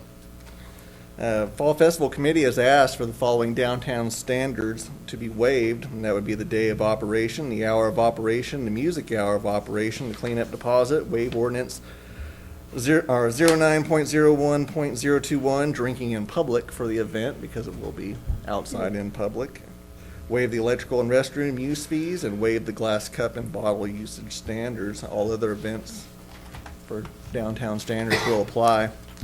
Fall Festival Committee does have their $3 million insurance and liability policy with the city named as an additional insured. Other requests by the Fall Festival Committee are waive business license fees for vendors in the park, exclusive use of Pioneer Park, Dinsmore Park, Barrington Park, and the L.J. Newman Building, waive permit to have alcohol in the park, authorize the use of the entire park as a beer garden, Public Works assistance with park maintenance prior to the event, and to waive all associated police services fees. All sworn personnel in the police department will be required to staff the Fall Festival throughout the weekend. That will include reserve officers as well as a school resource officer. Previous security issues for this event have mostly been intoxicated subjects and altercations between individuals. The Fall Festival Committee will again retain private security firm to cover additional carnival security and overnight park security. Again, the police department will fully staff this event, and although the committee has requested a waiver of police associated fees, it is staff's recommendation that all applicable costs be invoiced to the Fall Festival Committee. And I'll be happy to answer any questions that you may have. Any questions of Officer Short? Lieutenant Short, I'm sorry. No question? No. Seems like it's very clear. Thank you. Bring it back to the council for direction. Move that we accept the Fall Festival's requests and approve as read. I'll second. Okay, motion's been made and second. All in favor? Aye. Aye. Opposed? Aye. I'm sorry. Nope. Motion Good. carried I'm 4-1. good. I'm No, sorry. no, they didn't say no. You didn't say no? No. You said all in favor, say aye, and I You thought said- I said aye. Oh, okay. Sorry. I'm in favor of it. Okay. That's okay. Sorry about that. It's not your fault. Anyway, it's getting late and it's been a long night. We're not used to that in Newman. Ugh. But anyway, thank you Sorry. very much. So it's 4 yes and 1 absent. Yeah, there we go. We'll get, okay, moving on to Sorry. 10B. Approve fiscal year 2016-2017 annual budget as presented in the preliminary budget document. And this is two parts. One, adopt resolution number 2016, next number, a resolution adopting the budget for fiscal year 2016. And part two is adopt resolution number 2016, next number, a resolution establishing the appropriation limits for fiscal year 2016-2017. Mr. Bill. Good evening, Mayor and council members. It's amazing how the budget can always clear a room. We're still here. So earlier tonight, we did our budget workshop starting at 5:30, went through each of the different departments and funds of the budget. So the two resolutions tonight, one is to adopt that budget for next fiscal year. And the other item is the GAN limit, which is a calculation that started from 1978-79, and it keeps getting increased based on the increases in population and changes in the consumer price index. And that is the maximum limit that we can appropriate as far as property taxes to be used on the city. Our current budget falls well below that limit, so there's no issue with that. We need two separate motions on both resolutions, and I'd be happy to answer any questions you have. Okay. Yeah. Again, thank you for all your work on it. I move that we adopt resolution next number 2016, resolution adopting the budget for the fiscal year of 2016-2017. Second. Okay, motion's been made, second, all in favor? Aye. All opposed? Motion carried 4 with 1 absent. And 2. Move that we adopt resolution, or approve the adopt resolution 2016, next in number, a resolution establishing the appropriations limits for fiscal years 2016-2017. Second that motion. Okay, motion's been made, second, all in favor? Aye. Aye. All opposed? Motion carried 4 with 1 absent. Thank you very much. C, adopt resolution number 2016, next number, a resolution of the City Council of the City of Newman, California, calling a special election to be held on November 8th, 2016, with the presidential general election to be held on the same day pursuant to 10403 of the Election Code. City of Newman Community Facility District number 2016-1 Community Poll. Thank you, Mayor, members of the council. First, I'd like to thank all the members of the public that came out and spoke on this item. This is actually a companion item with items 9B and 9C, which were approved earlier tonight. So through that approval process, we are now calling for a special election to be held on the Community Facilities District. In order for this measure to pass, we will need 2/3 affirmative votes, which is a tall task, but not insurmountable. So with that, this measure, if you pass this resolution today, we will forward this on to the Stanislaus County, asking them to consolidate it, as well as it includes the ballot language that's to be included as part of that, and that will show up on the individual ballots over there.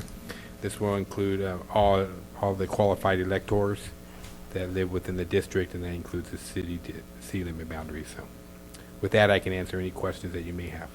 Just for clarification, if this resolution is not, or the ballot measure is not approved, then items 9B and C that we approved earlier are reneged. That's that correct.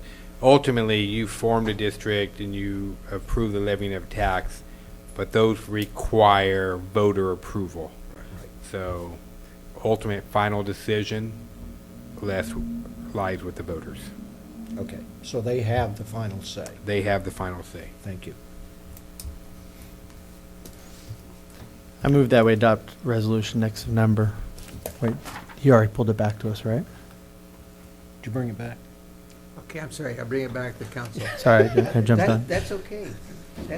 I'm supposed to make the mistakes. I move that we adopt resolution next number 2016, a resolution of the City Council of the City of Newman, California, calling a special election to be held on November 8, 2016, with the presidential general election to be held on the same date pursuant to 10403 of the Election Code, City of Newman Community Facilities District, next number 2016-1 Community Pool.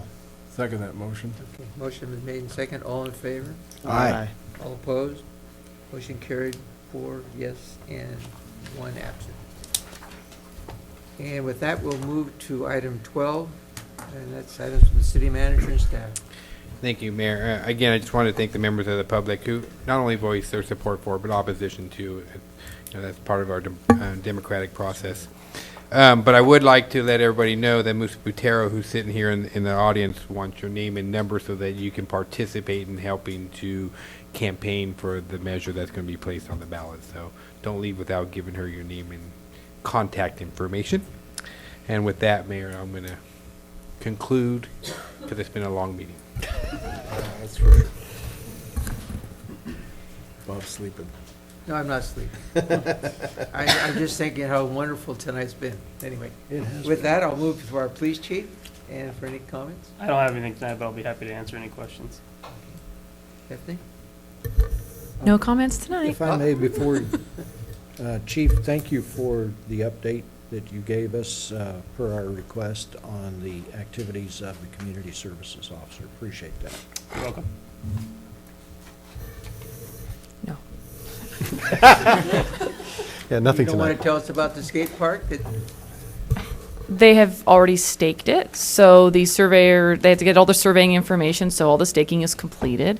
Delivery of the Spawn Ranch items, which are the prefabricated cement pieces, will be here in July, mid to late July. So now they're working on getting the site ready. They'll be doing the trenching, the preliminary site work, electrical, things like that. So we are moving right along. I have to tell you, I went by there the other day, and I saw the old park, the old skate park. Mhm. A lot of young people. I was really surprised to see the number. It's like it's grown. I mean, it's like, and of course, I think with the new park, it's going to be very exciting for them, and I think that anytime we have something like that we can offer to our young people in our city, I think it's a positive. So anyway, thank you for all you're doing. It'll be a nice addition to the park, so. Okay. Mr. Booth? Nothing tonight. Okay. Mr. Nothing tonight. Keith? I'll follow that trend, nothing tonight. I'd like to thank everybody that came out in support and in opposition of the pool that came out and spoke tonight. You know, made for a long night, but very interesting. I mean, we got a lot of information and overall, my personal feelings on the pools. I have a pool. Obviously, a community pool doesn't do me any good. I don't need it, but I think it's a great investment into our own community and into the infrastructure of the community and making it more appeasing to people who want to come here. It's another item that will draw people to our community to move to. And also to bring in a lot of the swim teams and the things like that'll bring in revenue if the Stingray team does come back. If they have swim meets, that brings in revenue into the community because those people are coming in, they're eating, they're spending their money here while they're here a lot of times. And so I think overall it's a beneficial investment for our community. Thank you, Keith. Thank you for coming out. We did get a lot of information tonight, and it was quite useful to hear from members of the community. Thank you very much for that. Thanks to everybody for coming, Pro and Con, both, appreciate it, and thanks for those that stayed to the end. We don't get to see this many people at the end. Usually. And I only can say exactly what they said. It's good when we look out and we see people. So often we sit here and we don't see anyone. But thank everyone for coming. All your comments are appreciated and important, and we can't make the decisions we make without the information you provide. And with that, Anthony Cannell's office? Thank you everyone for having me. Yeah. Like I- I said, if you want my business card, I have it. Do you tell Anthony Cannell I got a birthday card from him? Say, thank you. Anyway, thank you, everyone. Motion to adjourn? Yes, motion is adjourned. Second.